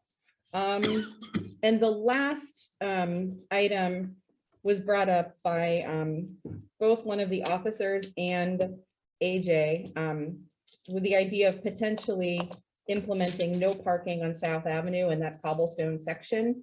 There were several accidents this weekend involving borough vehicles and non-borough vehicles. And, the damage could have been prevented if there were basically no parking there. So a decision doesn't need made right now. We can add it to the list of policies that need to be determined. But that's out there as a thing. And those accidents happened like really just as the roads were getting closed down. And here we are. So that's just something to consider. So there'd still be access to go up south for the start of it, for the dentist to use their property, their entrance. It's just that after that, there'd be no parking up to Verona. That's what was suggested to me. I'm not the one to make the decision on that. But that's the it was, space. that was suggested to me, the cobblestone section. But, obviously other people would need to really think that through and, what does it look like if there's no parking in one section? That's not for me to decide. Why don't they just close it down in the winter months from the top of south where we're talking about down to where the dentist is? I don't know why they just don't close it automatically, because we've had more problems with that street in the winter time. Probably similar to the idea that the playground's open when it's 50 degrees or 60 in December, January, off and on, is my guess. South Avenue, we're talking from Brunot down to the dentist. You said close it all winter long? Well, January, February. Well, I think this is something that needs to be looked at Yeah. in committee and, look at the pros and cons and come back to council with a recommendation as a We're talking about no parking, policy. right? No Pardon? parking. Yeah. I There's mean, no parks there. I Nobody know. lives on that section. No, there's no, that's what I'm saying. There's There's no no, so houses. there should be no need for parking Yeah, there, other than, I think the church uses it a Yeah, little bit. that's right. It does get used heavily in the summer. Yeah. But With the churches so there. so I just think there's a lot of, it's not just a slam dunk. There's things to consider there. So I would just Used suggest, by we business district included. yeah, I would just, I mean, I drive that road a lot and I see it being used. So, Okay. I don't disagree that a policy is needed. It's just, we're not gonna figure it out tonight. So Yeah, it's just mostly a heads up. table it and bring it up in committee. Thus concludes my report. All right, thank you. Police chief's report.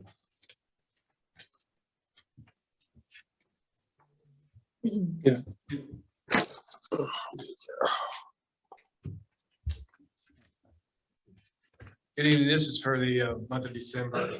We had 158 complaints, 23 crimes reported, 20 cleared,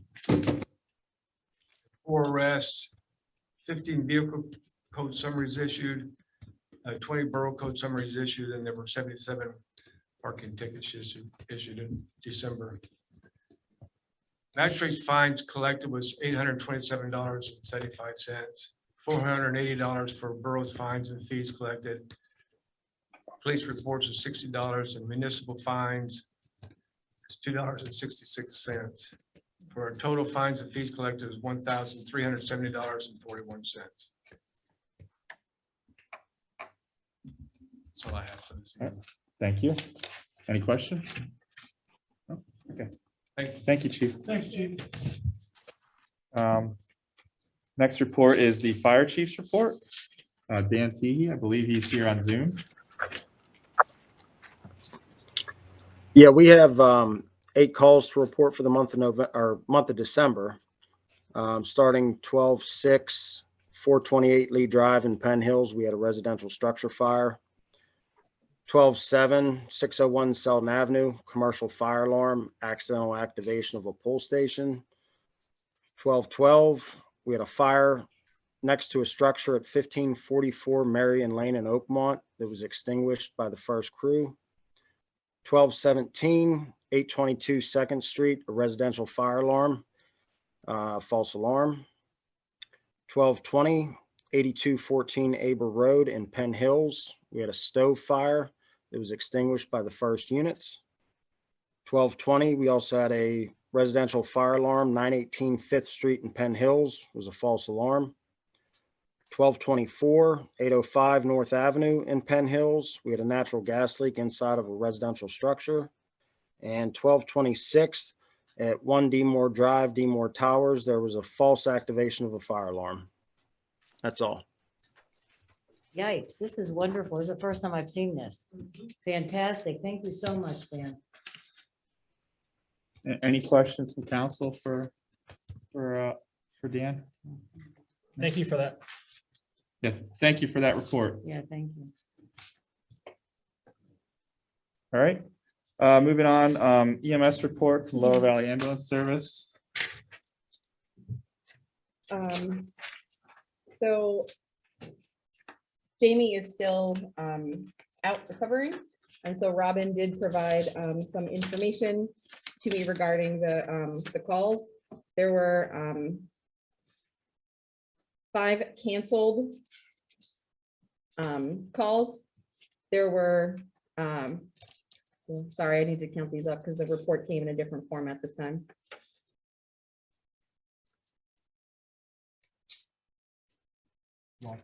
There were lots. There were 11 persons transported. 1 person who was dead at the scene when the ambulance arrived, and 3 refusals. And 1, no patient was found when they arrived on the scene.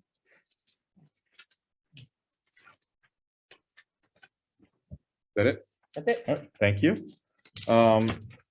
Next is the solicitor's report, Mr. Alexander. Thank you. The one item I have on my report is an update on 800 2nd Street. I advised mayor and council and the public a month or 2 ago, I think it was two or 3 months ago, that Sean Mitchell, the person who bought 800 2nd Street, that's what's referred to as the old convent property, for those that are unaware.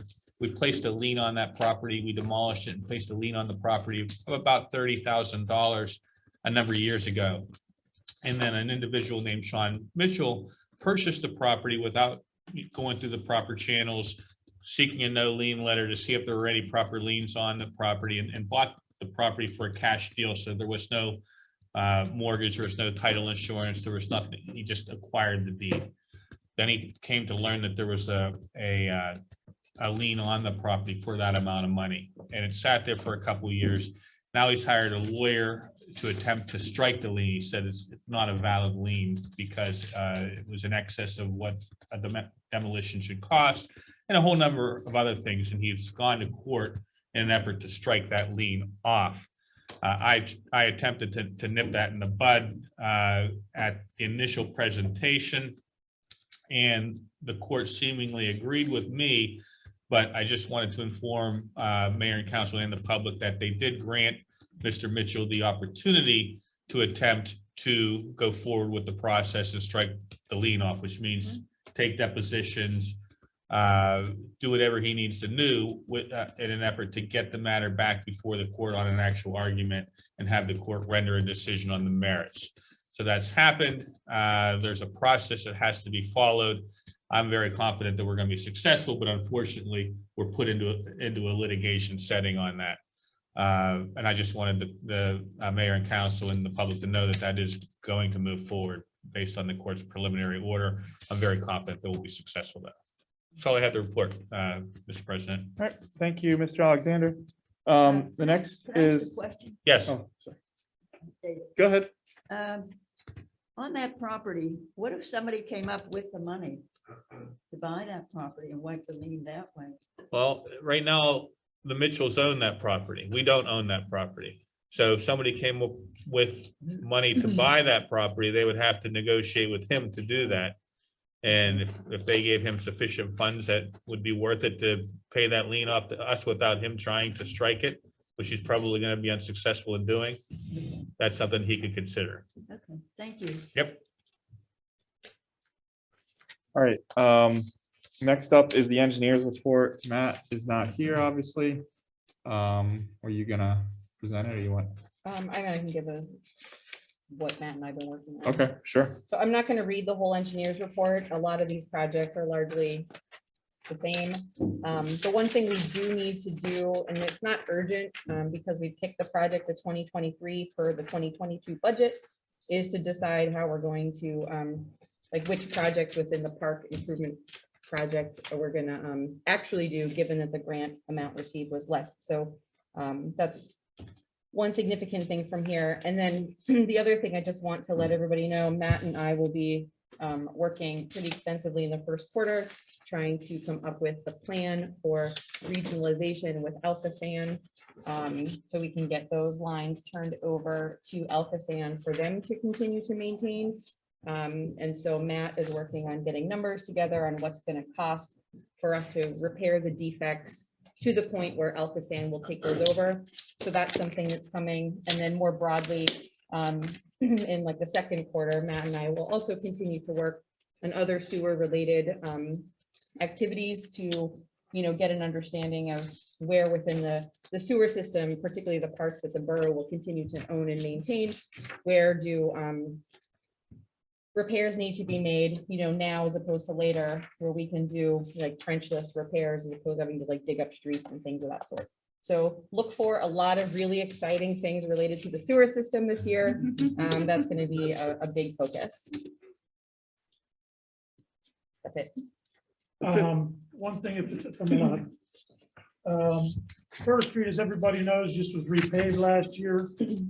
And I didn't realize Mr. Pitch wasn't going to be here. They had a gas leak the other night, dug the street up. So, I understand through talking to the gas company, maybe you can talk to Mr. Pitch about this.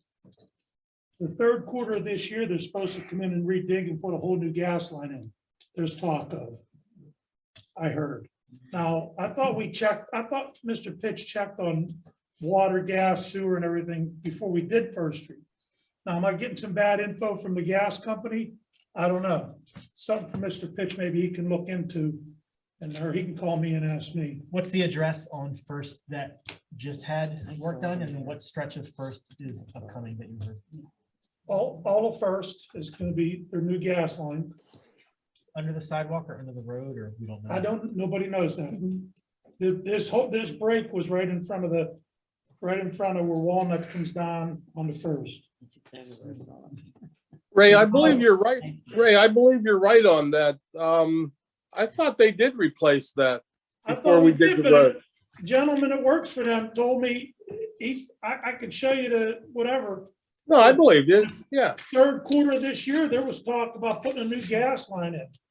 Yeah, There we go, our brand new road. Well, they have to replace it as. I understand that. That's so. If you remember when they did Union or Spruce Street, yeah, we just did that, and then the water company come in and dug it up. That's a brand new road. I think we need to be proactive on making sure this is done right. I agree, and Matt and I spoke about that today, to Okay. make sure that they do that correctly. I didn't know if anybody knew, because I haven't heard it talked about at all. I'll call Joanne. Christine circulated an email earlier today about that, I and missed that then one. Matt and I don't know who she sent it to, but I know that I was on it, and I talked with Matt subsequent to that. Okay, thank you. Now, some of these items that Matt has written down, should we, if we have questions, you want us just to wait till the next meeting when he's here? I would wait for Matt because Okay, yeah. he has the gory details of all the Okay. projects. I have Okay. the high level. Sure. Okay, thank you. But to add to what you said, Ray, I do remember when it came up to talk about First Street that Matt, I believe, did look into other utilities doing work, and I thought he did. yeah, I don't think he got any indication from anyone that there was work coming up. So let's let him look into it and see what's going on. And Well, if they're gonna do it, they're gonna do it. I just want to Yeah, make sure the it- streets prepared right, you know? yeah, exactly. And I And if think, they're gonna do it under the sidewalk or the street, I don't know, but I know the break is in the street. You go up, yeah, you go up center to first, make the right, it's right, that duplex on the left, right on the corner of the alley. yeah. All right, thank you. Okay, so nothing else on engineers report? Correct. Christine, correct, okay. Next, we have council members' reports. First, Ms. Frederick Showalter. Thank you, Mr. President. Just one brief item for tonight. I wanted to make sure everyone was aware that the first ATP steering committee meeting will begin next Tuesday. That's the 18th at 6 via Zoom. Everyone on council, the mayor, as well as Christine, should have received a calendar invite. Please do not panic. You are in no way obligated to come to any of the meetings, but I just wanted to make sure that everyone was aware it was happening and had the information should you wish to attend. For anyone who isn't familiar, ATP stands for Active Transportation Planning. No matter where you live in Verona, I'm sure you've encountered a sidewalk or road that you wish was more pedestrian friendly or bike friendly. We just heard about a situation on Union tonight. So this is part of why last year I applied for this grant. It's called the Walk Roads Grant through the Pennsylvania Department of Health, which supports the formation of a written plan, which is the first step. It gives you legs to stand on in terms of planning and prioritizing and going for future grants. It's an 18,000 no match grant, which we were awarded and we approved last year on council. So we'll be working with a consultant, the Eads Group, to write the plan over the next several months to be reviewed by both the planning commission and then presented to council later this summer.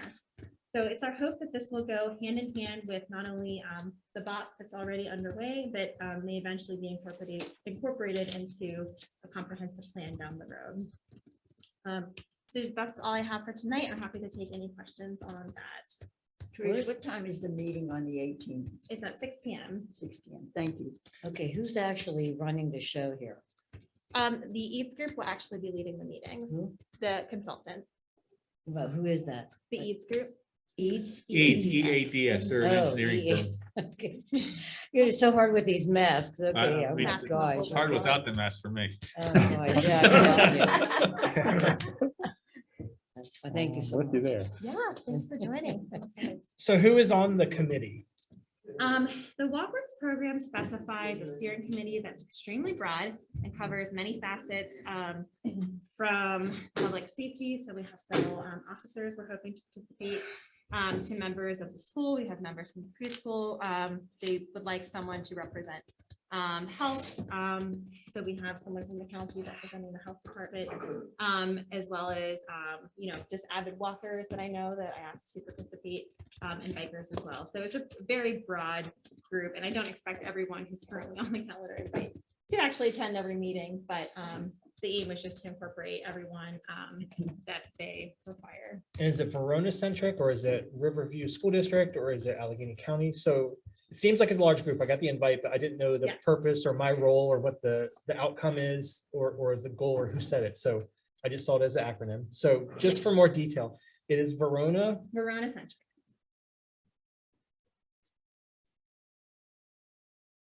Well, I'm hoping the first meeting, they're gonna have some kind of an itinerary. I'm gonna Absolutely. get. Yeah. mhm. Trish, I have a question. Yes, ma'am. You said the meeting's next Tuesday on the 18th. Yes. That's the chamber meeting, third Tuesday of the month. Yes, unfortunately, I did realize the conflict, but I wanted it Tuesday in order for the officers to participate, and it is an hour offset, so hopefully it doesn't take too much more than an hour. So those that may be interested can hop over to the chambers meeting, and I'm also hoping to record this meeting for anyone who can't make it. So And when you say officers, you mean our police officers here? yes, I was informed on Tuesdays, there's multiple officers on duty, so we would be able to have them potentially participate without having to pay anything extra, and even if there's a call, there would still be one potentially available. Right. Thank you. Thank you. But, quick question, kind of piggybacking on what Joey said. Mhm. We talked earlier about this a little bit, but I'm wondering if you might want to just confirm at the first meeting, Mhm.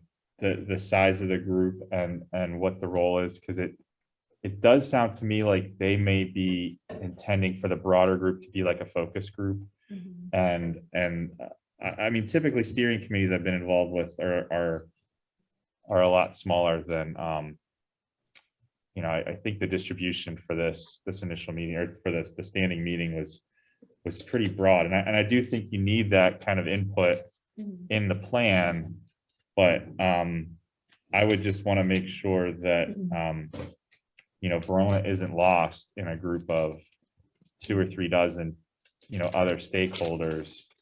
The Verona representation that is there, and that council's aware of, the consultant's overall strategy for the project. So that would just be my comment. I don't know if I'll be able to make the meeting next week, but just maybe something to review with them even beforehand, Mhm. potentially. So.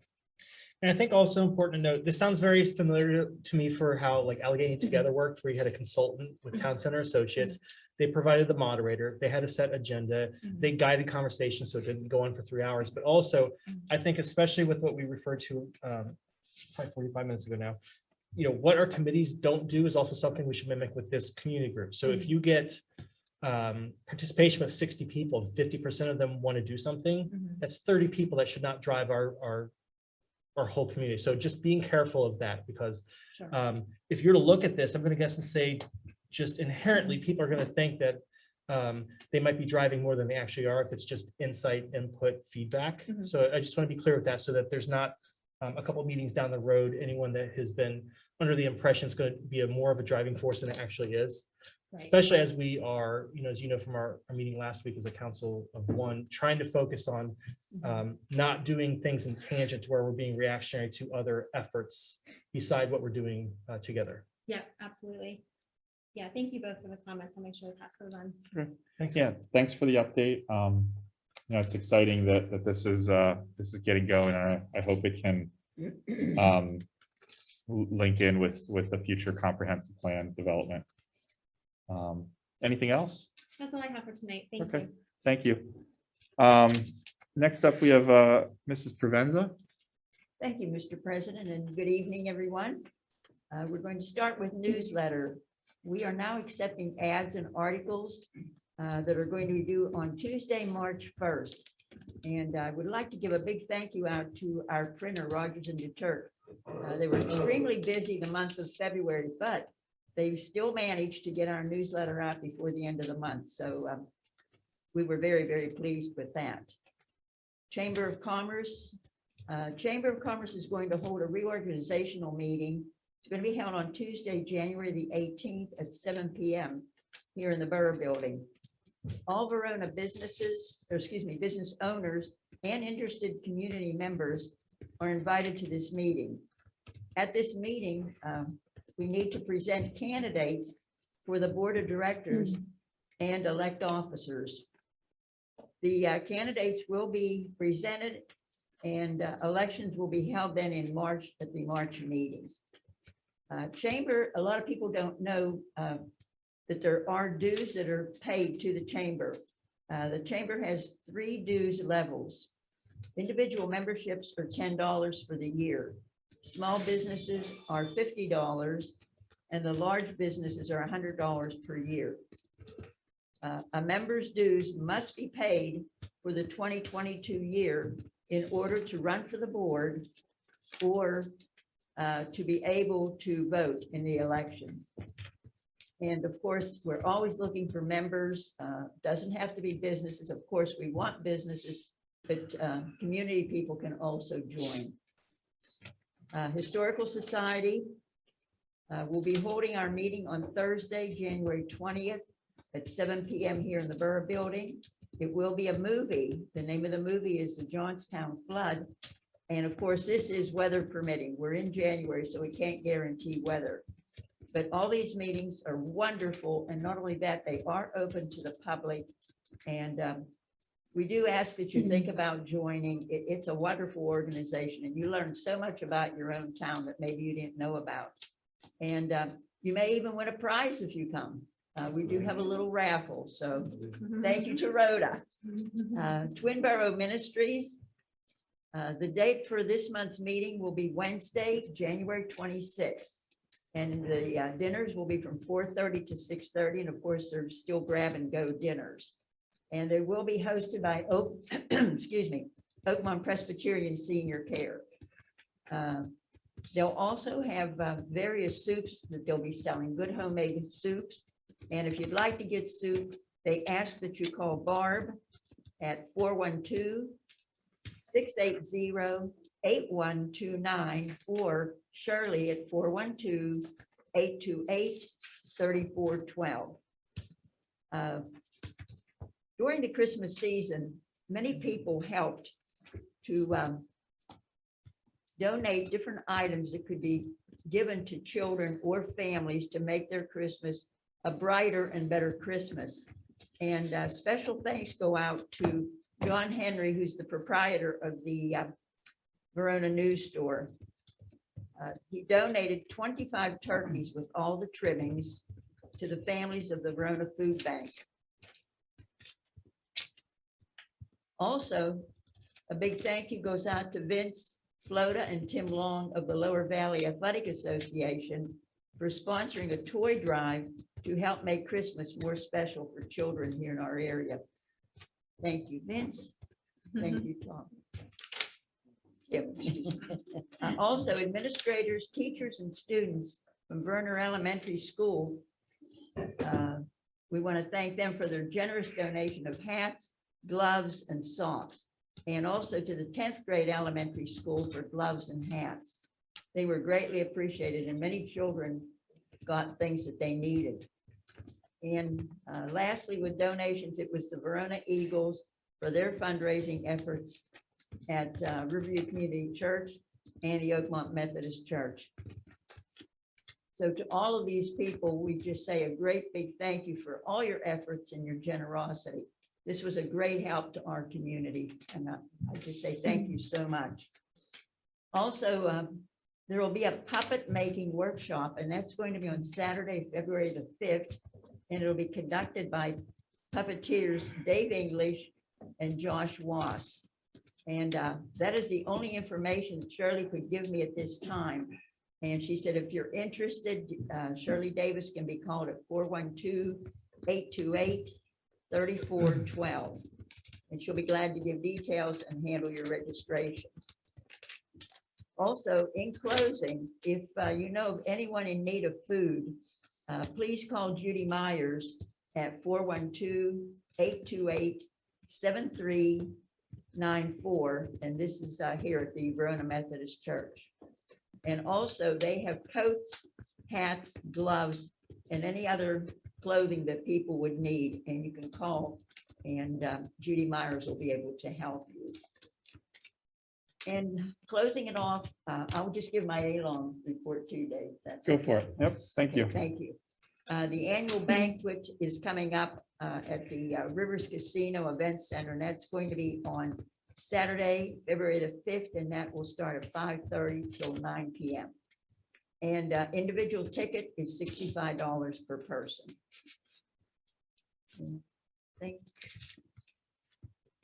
Oh, don't forget the garden club.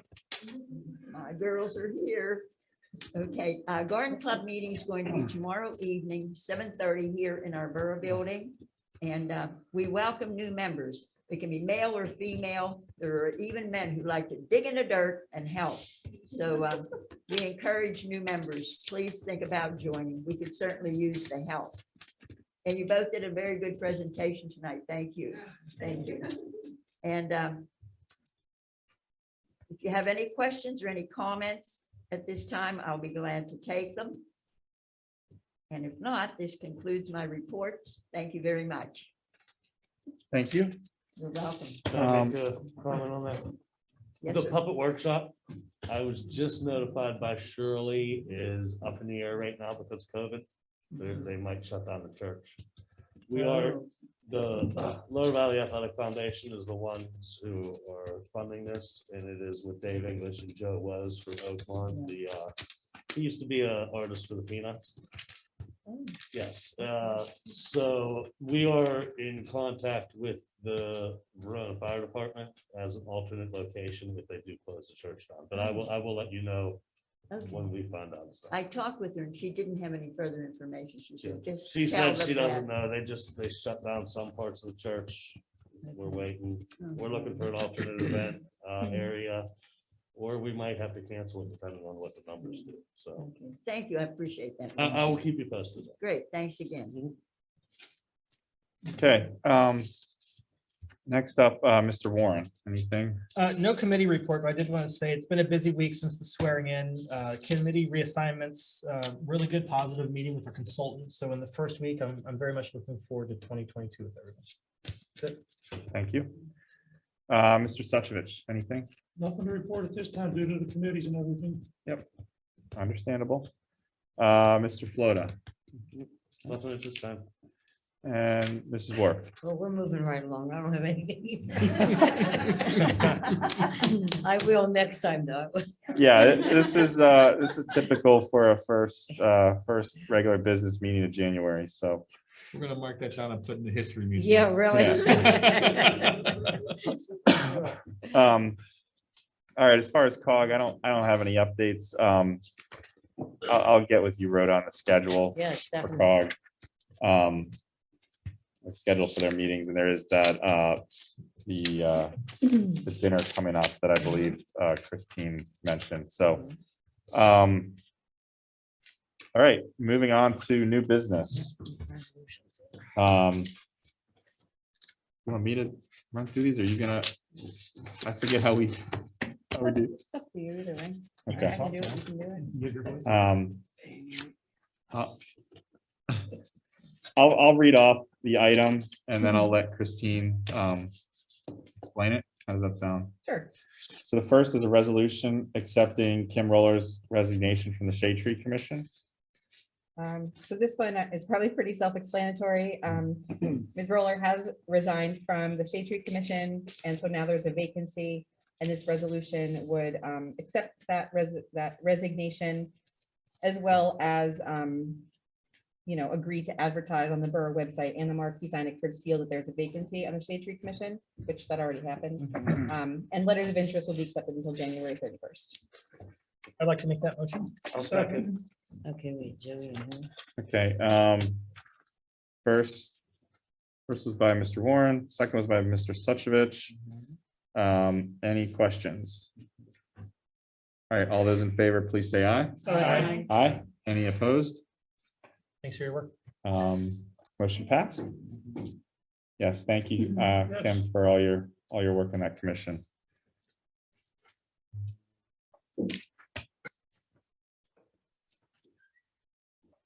Next is resolution. Sorry, what's that?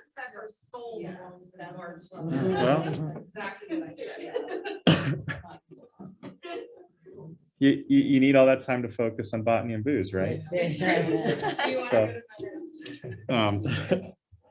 all right, so the next is a resolution to purchase a salt box for installation on Ridge Avenue. I'll make that motion. I'll second it. Do you want to go through details? Want me I'm to get sorry. into details? Yeah. Yeah. So this, Sorry, this is That's all right. I read it. confusing. I'm sorry. That's all I'll wait. good. So this is related to the topic we discussed earlier with the icing that's happening on Ridge. The long-term solution is still TBD, but the short-term solution is to put an ice box up on Ridge where residents can access salt. Yeah. so Sorry, not that's ice all we box, got. right? Salt, the salt box for the ice. And they can salt it additional. I mean, DPW has been heavily salting Ridge. But you know, they can't be there all the time. And so this would allow residents to salt themselves. Or summer cooler. Or a summer cooler. And this would be at a cost not to exceed $250. There is a quote behind the resolution on the backside, so you can see what AJ was proposing be installed up there. And I put 250 because I didn't know if this was on sale and I didn't want to run into, you know, overages. I have a question. Who will be supplying the salt to the salt box? The borough would. The borough, and the residents will be doing their own salting? Well, the public works would still be salting. Yeah, but the residents will use the salt box for intermittent salting in between. That's right. Okay, is there a liability issue that the borough will incur for residents using the salt box? Greg, I defer to you on that.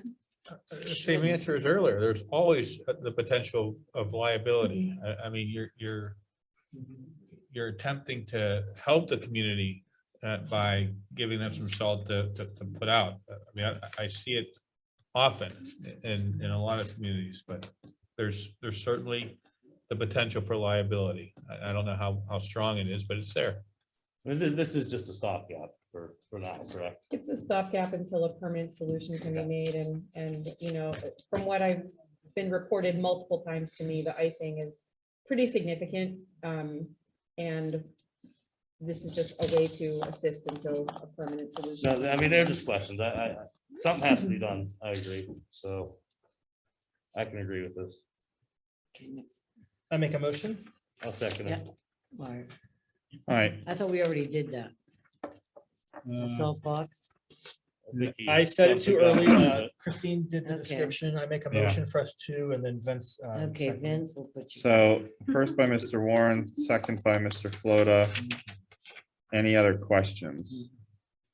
All right, all those in favor, please say aye. Aye. Aye. Any opposed? All right, motion passed. Next is a resolution to hire Restano Plumbing, Heating and Cooling, Inc. to install a ventilation system in the police evidence room for $8,590 and paid out of the J Costa grant. And you have more to add? Yeah, the only thing to add to this would be that this system would be a standalone system. It would not tie into the current HVAC system. So the smells from the evidence room should not end up in the rest of the borough building. This system does have a filter that would need to be replaced periodically. The unit is located in the evidence room, so it's easy to access the filter. Pardon me? Ourselves, not through service. Correct, not through service. It's a simple replacement. And this would vent to the outside through the back of the building. So as to not, you know, maintain the aesthetic nature of the front of the building. And we're not moving air conditioned air outside, and we're not moving heated air outdoors. This is self-contained. This is self-contained. I understand from Restano that they, it's actually going to replace the air that's being exhausted. Like there's like an air exchange system just within the evidence rooms. I believe you mentioned, Christine, that Matt did sort of give a cursory review of this. He did. So I feel better about that. Yeah, Matt gave his blessing. on it. And we got multiple quotes on this, I believe, right? Wasn't there? We did. We got multiple quotes. The quotes ranged, you know, all the way up to like almost $18,000. So we're not going with that option. And this particular contractor has done work for the borough in the past, so we have a history with him. What is the cost of the actual unit? Did they tell us? Because I know there'll be labor involved, but just wondered what the unit cost. That I don't know. His quote is comprehensive, including the installation. Right, I just wondered what the unit cost. I know there's labor involved, but okay, that's all right. If you don't have it, it's no big deal. I know you said 18,000, but maybe the others were gonna refurbish the whole room. They weren't. They were not. No, I've worked with one of the other contractors before and they're typically high, so. Wow. Is this a major production?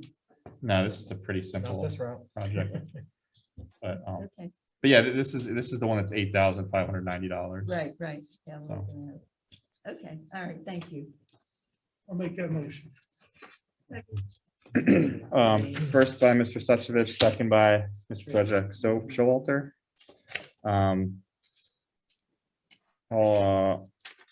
Any other questions? Sorry. All right, all those in favor, please say aye. Aye. Any opposed? All right, motion passed.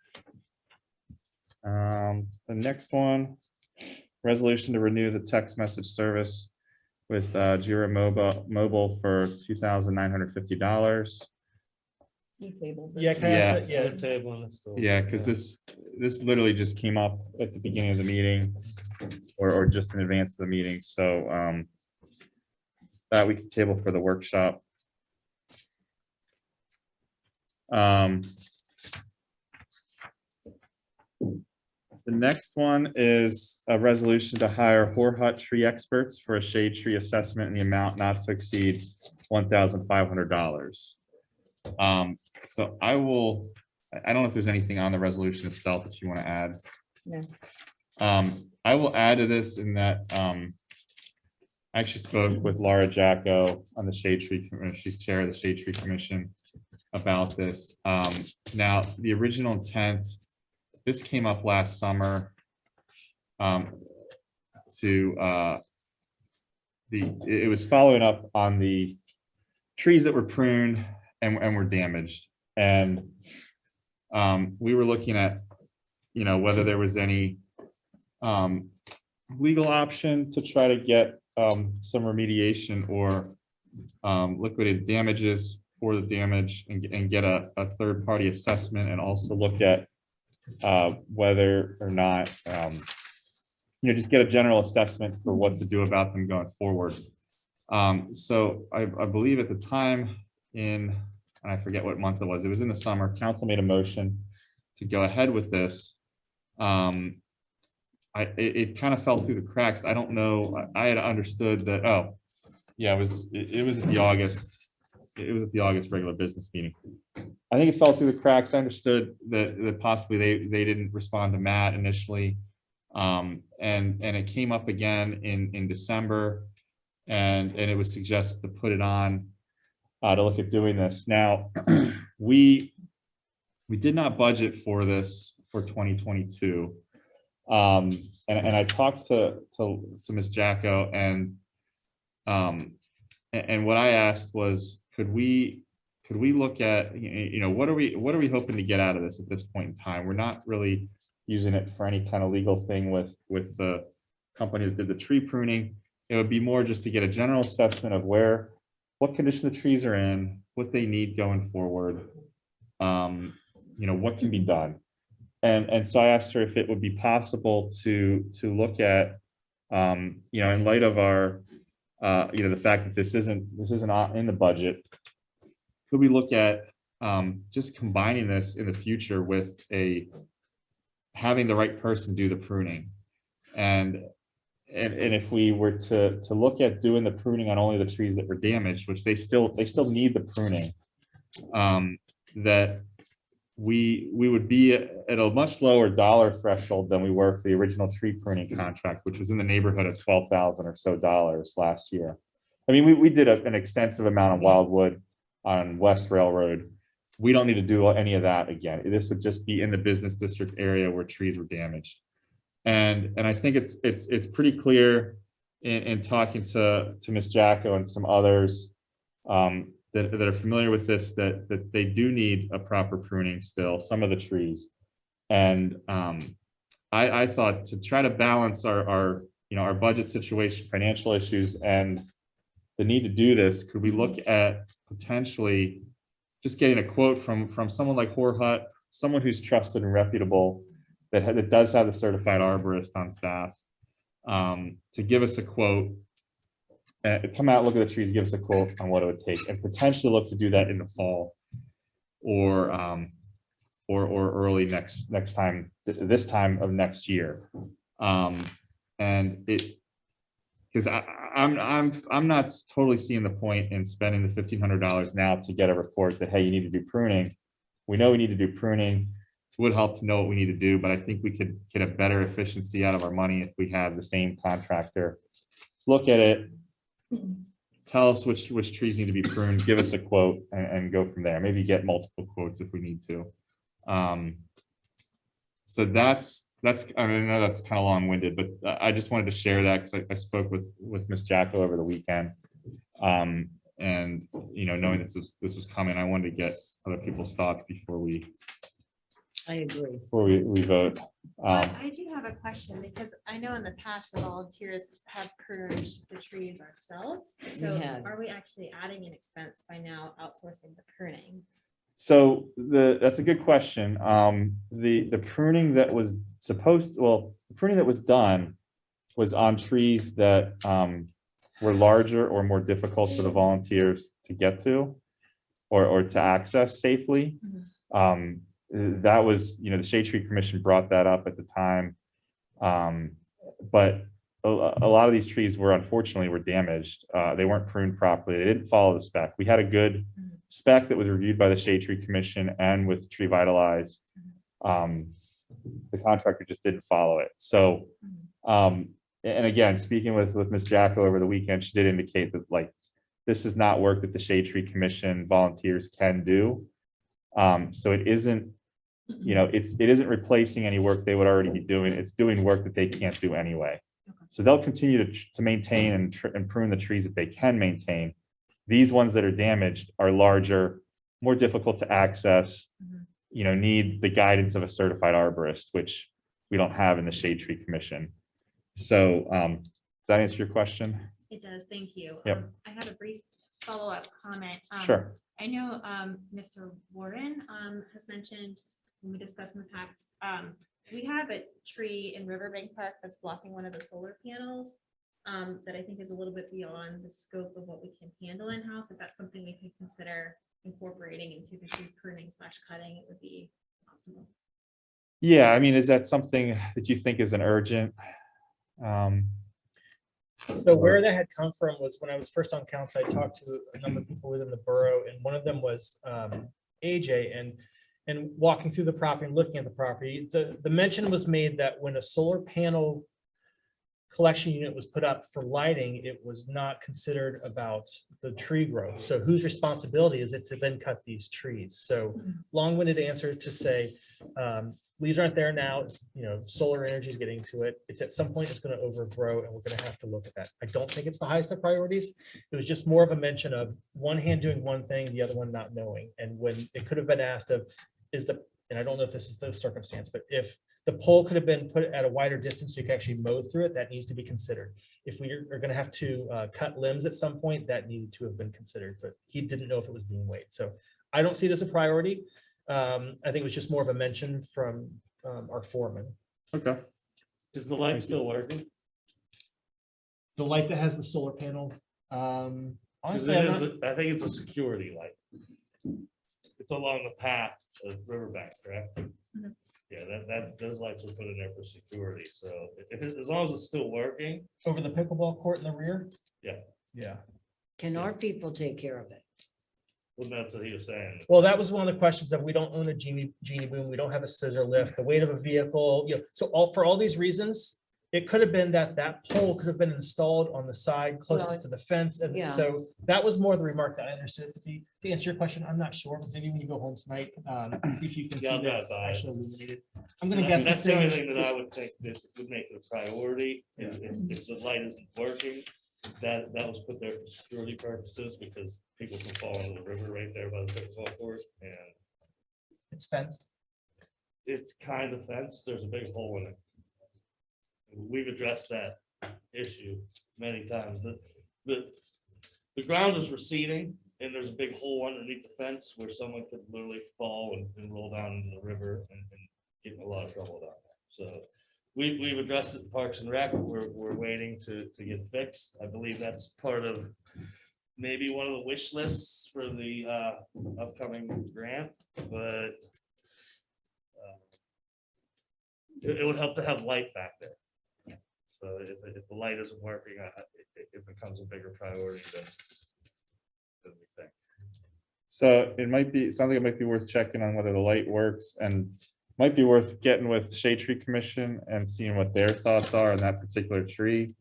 Whether they have any thoughts or ideas about how to deal with it. If they agree that it needs to be done by a contractor, arborist, we could, you know, if it's not immediate, we could look to put it in with a future pruning. And like Joey said, right now it's winter, so there's not many leaves on the trees. So Yeah. I'm pretty sure it's probably working right now, but come spring, it's probably gonna need to be looked into. So pass on this, have a savings. Just look at the back of our piece of paper that we were provided. It is outdated even. This is from 5 months ago, signed by a former council person, and the estimate was good for 30 days. So Yeah. even for these, as the contract goes, we have to go Yeah. through steps. But if we could have a delay of payment of the 1,500 with another future service, I'd prefer that versus doing this now to do something. As I said at the beginning of the meeting, I mean, it's the first of 12 months where we have a very tight budget anyways. Yeah, and the other thing that Miss Jacko did add was that they have a Shade Tree Commission meeting coming up this month. She was gonna bring it to them, talk about any other recommendations they have, you know, that to bring to council. I think, you know, she agreed with my recommendation to postpone this, but what we could do is look to get a quote from either Horvat or similar. If they come out and provide a quote to do the pruning on all these trees, that might tell us right there what the priorities are, what you know, what the damage is and what we need. And that, I mean, that might be almost like a free consultation if we could get that out of them. Yeah. So just trying to be more efficient with the money. So if anyone has no other objections to that, I'll say we table that.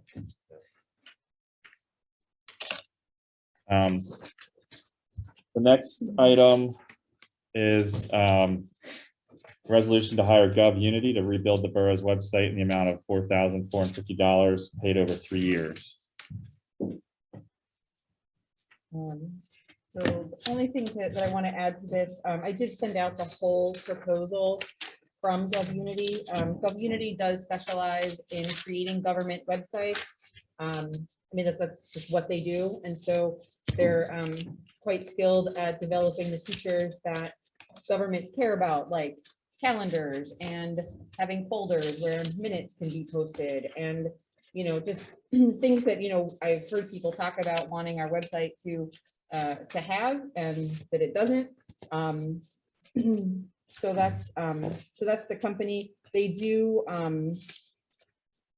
do allow us to spread the payment over 3 years so that it would be payable over the 2022, 23, and 24 budget cycles at about $1,500 per year. It's a little less than that based on this current quote, but again, it's good for 30 days and we're beyond the 30 days.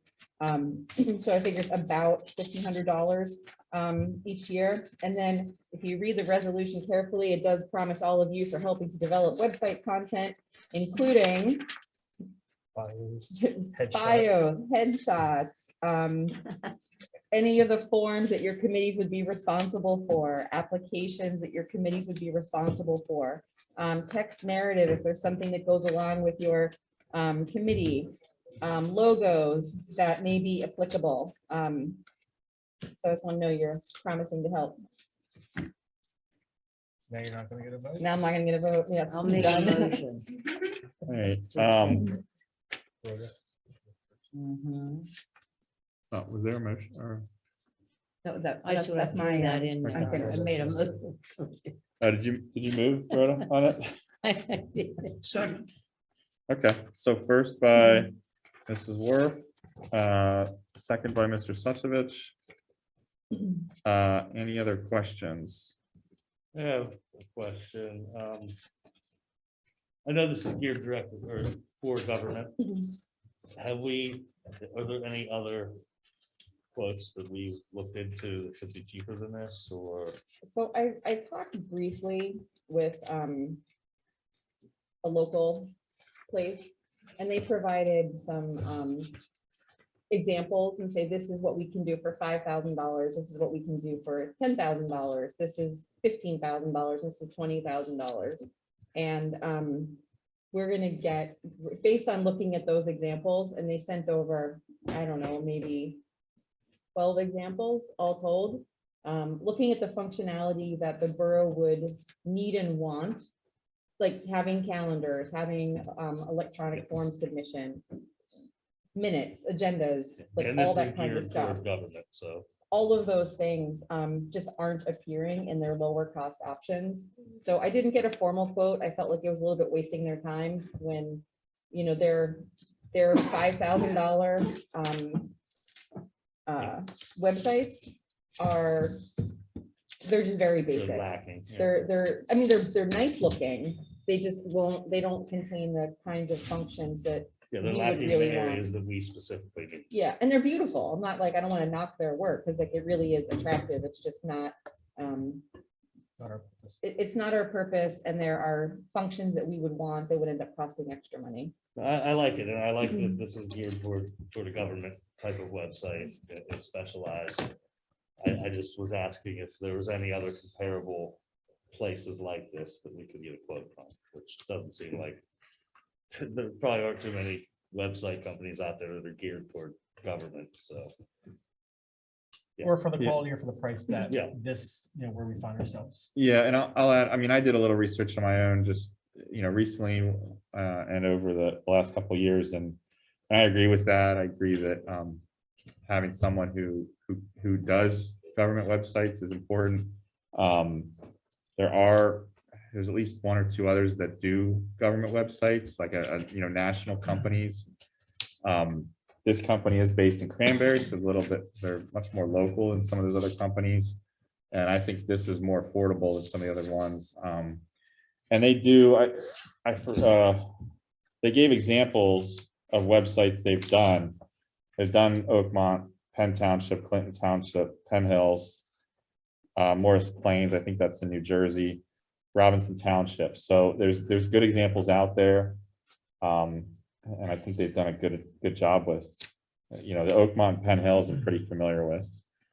I look forward to the recommendations too, because we're gonna hire them for the service. They're gonna do what we ask, but with these local examples specifically, you know, these are the things where we're trying to elevate our community, and when we look at our peers, like they're literally doing the work with them. So as far as the template goes or model websites, I think it's a wise choice, especially if the cost it is.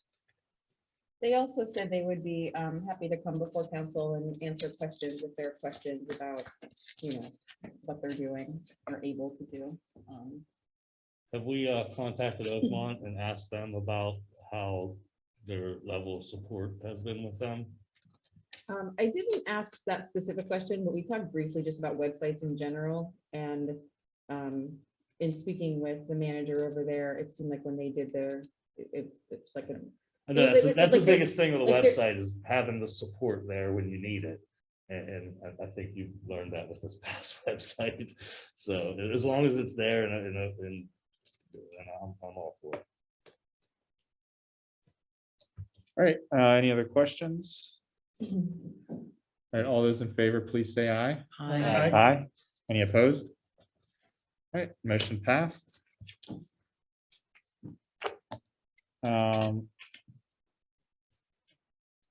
The next item is a resolution to provide assistance to the garden club to remove plant material from the holidays hanging baskets and provide storage of the baskets in borough-owned facilities until spring 2022.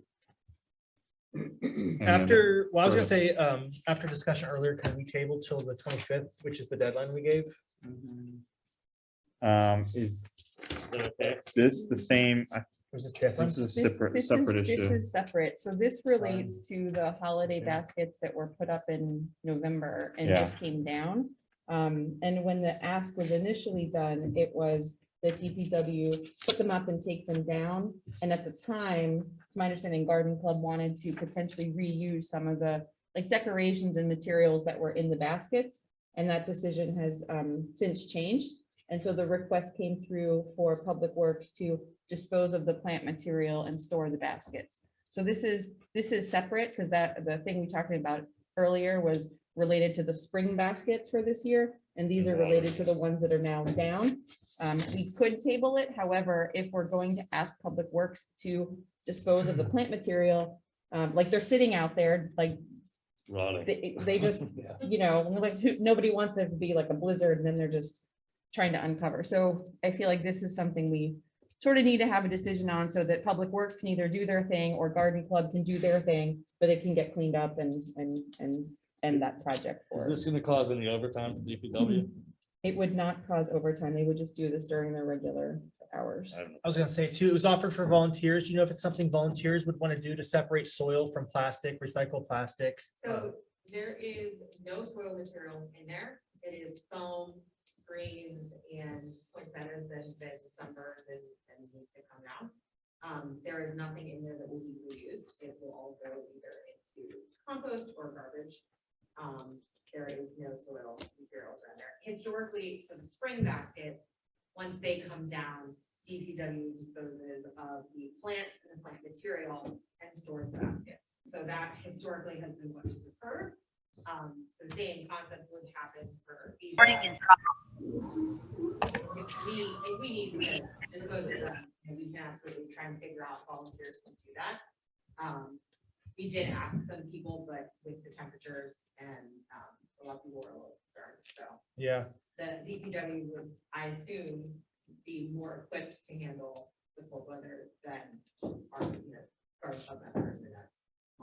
Yeah, being guarded of their use of time and doing it twice. I don't think this was intentional. I know it was not intentional, but if the idea is that they're just being disposed of, I think we'll just know for next time, not moving twice, but if we need to get them out of the way, then we're gonna have to do that, I guess.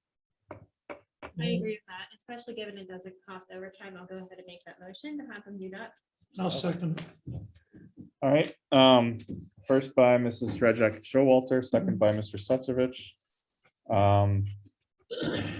Any questions? My only other question is, like I said, the work being done again, because they've been moved, is it next to the dumpsters that they're being stored now? Or are they on other sides of property or indoors or outdoors? Like, where are they staged right I now? know they're down in the Art Street garage, but I don't know specifically where they were placed. I just haven't been down to the And that garage. is where they are traditionally stored as well, is in that garage. So it's not moving Yeah. it from one end of town to the other end of town.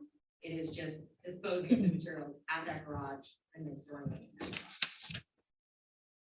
And I think I have the same sentiment for the volunteers with, being 10, 12, 15 degrees out, when the sun comes out, when it's something that they can focus on, not the highest of priorities, as they're salting and plowing and do what they do as well. All I wanted to share. Okay. No other questions, then all those in favor, please say aye. Aye. Aye. Any opposed? Nope. Motion passed. All right, next one is a resolution to allow the Garden Club to use council chambers the second Wednesday of each month in 2022. I think that's pretty self-explanatory. I'll make that motion. I'll second. Okay. All right, first by Mr. Flotta, second by Mr. Suchovich. My only question with this as we go to discussion is that as we transition to virtual for here in chambers, I just want to be mindful is if we could hold a standard, if we're gonna, if we do see an increase in, it's the same health concern that we're gonna have for us as we'll have for each other and other community groups. So if we could maybe, if we need to and necessary in the future, consider virtual meetings for groups if necessary. I'm not sure what it would look like to turn over a room for the next use, how much time or what surfaces are used, but just being mindful of that. I know in preparation of last meeting we had, someone was here cleaning and vacuuming and things were moved around, but I just want to say that. I believe last year when everything closed down, we had to make a resolution to actually close the building for all For meetings. uses, yeah. Other than So if administrative. that happens, we'll just notify the Garden Club and all other clubs. Be aware of our current situation and that might happen. Yeah, we would have to think about whether to close the borough, the council chambers to the public. I don't know that we want to do a full-on closure of the borough building like we did last time. I don't think that's quite necessary. It's more to keep large groups of people from gathering, and the council meetings seem to have the largest potential for the largest groups. So I would just, for the time being, I would just ask that the other groups that are going to meet here just, use good judgment, try to follow best, masks, hand sanitizer is available. I'm sure that can be left out for anyone that needs it for other group meetings. Just try to be aware of that and, An understanding. yeah, an understanding of the situation. We're also disinfecting wipes that are generally left on that podium, so, things can be wiped down and, Yeah, that's that's I a good believe point. we closed the building when the state of emergency was issued also. so- Yeah, and we're not under a state of emergency now, so, it's just gonna kind of be, as long as it's gonna remain open to other groups, I think they could just, self-police and self-manage, we're not gonna be too heavy-handed on that, but, If I may, the goal is tomorrow's meeting will be in person and a virtual option as well. And then moving forward, now that you're asking me to go virtual, we will also go virtual. We would like to at least reserve the location, date, space, so that the garden club can have consistent monthly meetings and a location. So, while we won't be able to do it a whole lot during the time of the pandemic, it's a little spike, we would like to just kind of reserve that time and space for us. yeah, thank you, that's good to know. and what time is the meeting? Because that part's not. listed. Tomorrow is 7:30 to accommodate the secret meeting that begins at 6, that everybody should attend. But historically, we're gonna do them at 7 PM every other. That it was bumped back for 30 minutes. So secret. Okay, so 7 PM is the typical. That is correct. And that could be on their borough meetings. Huh? Did you say every other? I mean, like, tomorrow is at 7:30, and then the rest of the meetings will be at 7. Normal, but yeah. Okay. All right, I think we have a motion on the floor, so no other comments. I will take, all those in favor, please say aye. Aye. Aye, and those opposed? All right, motion passed. And the next item is a resolution to hire bookbinders, our bookkeeper for year-end audit reports and 1099 tax preparation services in an amount not to exceed $501. I'll make the motion. Second. All right, first by Mrs. Provenza, second by Mr. Suchovich. Any questions or comments? Nothing else to add on, I'm assuming, Christine, it's pretty self-explanatory. It's pretty self-explanatory. These are just services. They're outside the normal monthly scope of services. So Bookminders does it as a separate project, so to speak. And there are actually two projects here, one for tax preparation of the 1099 forms that get sent to a subset of vendors we've used this year. And then also preparation of the year-end documents that Peter Vencheri will need to perform the 2021 audit. Okay, all right. All those in favor, please say aye. Aye. Any opposed? All right, motion passed. Next one is resolution adopting written procedures and hiring professional services for pension plans. Craig, did you have a chance to look at this, to weigh in and say whether we want to table this or go ahead and pass it? I'm okay with going ahead and passing it. Basically what this is, it's from an act, I printed out a little bit of what it was. It's called Pennsylvania Act 44 of 2009. And what it requires is that any contractor who provides service to the pension funds and any conflict with elected or appointed officials, they have disclosures that they have to put out, a whole page full of public disclosures, and then that is supposed to be put on the borough website annually.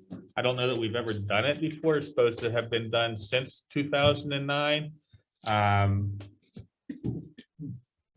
Christine picked it up from one of the, I guess one of the pension providers or something advised Christine to do it. I don't know that it's ever been done by Jerry or Mark, or even dating back to Bonnie. It should have, but I have never prepared a resolution, but they provide pre-printed resolutions. So it's possible that in the past we have adopted a pre-printed resolution, but it's mandated that you do it. And all it does is make the contractors fill out these disclosures that can be put on the borough website to make sure that there's no conflicts of interest between the contractors providing service with our pension and any elected or appointed officials. So I'm perfectly fine with going ahead and passing it now because it needs to be passed. I'll make that motion then. I'll second it. All right, first was by Mr. Warren, second by Mrs. Wharf. Any other questions? All right, all those in favor, please say aye. Aye. Any opposed? All right, motion passed. And then the last one is resolution accepting Nancy Carpenter's resignation from the Parks and Recreation Board. I'll make that motion. Second. All right, first by Mr. Flota, second by Mr. Suchovich. Any questions? All those in favor, please say aye. Aye. Any opposed?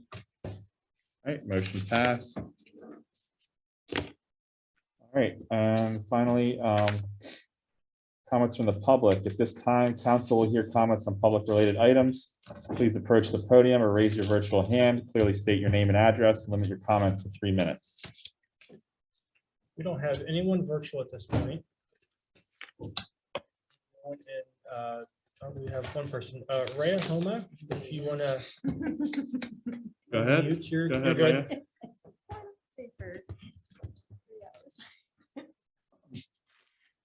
You're muted. Hi there. I can't see if I'm on the screen or not. Oh, yeah, I am. Hi there. I just wanted to recognize and publicly thank AJ, John, and John with DPW. They removed the soil that was removed from the hillside whenever we installed the green space at Selden Avenue this past fall. And I know that the soil was an eyesore while it was sitting there, and it was difficult to find people that wanted to use it for fill because it was so late in the season, and it wasn't good to use for typical good soil uses because it was contaminated with mint, which is very aggressive.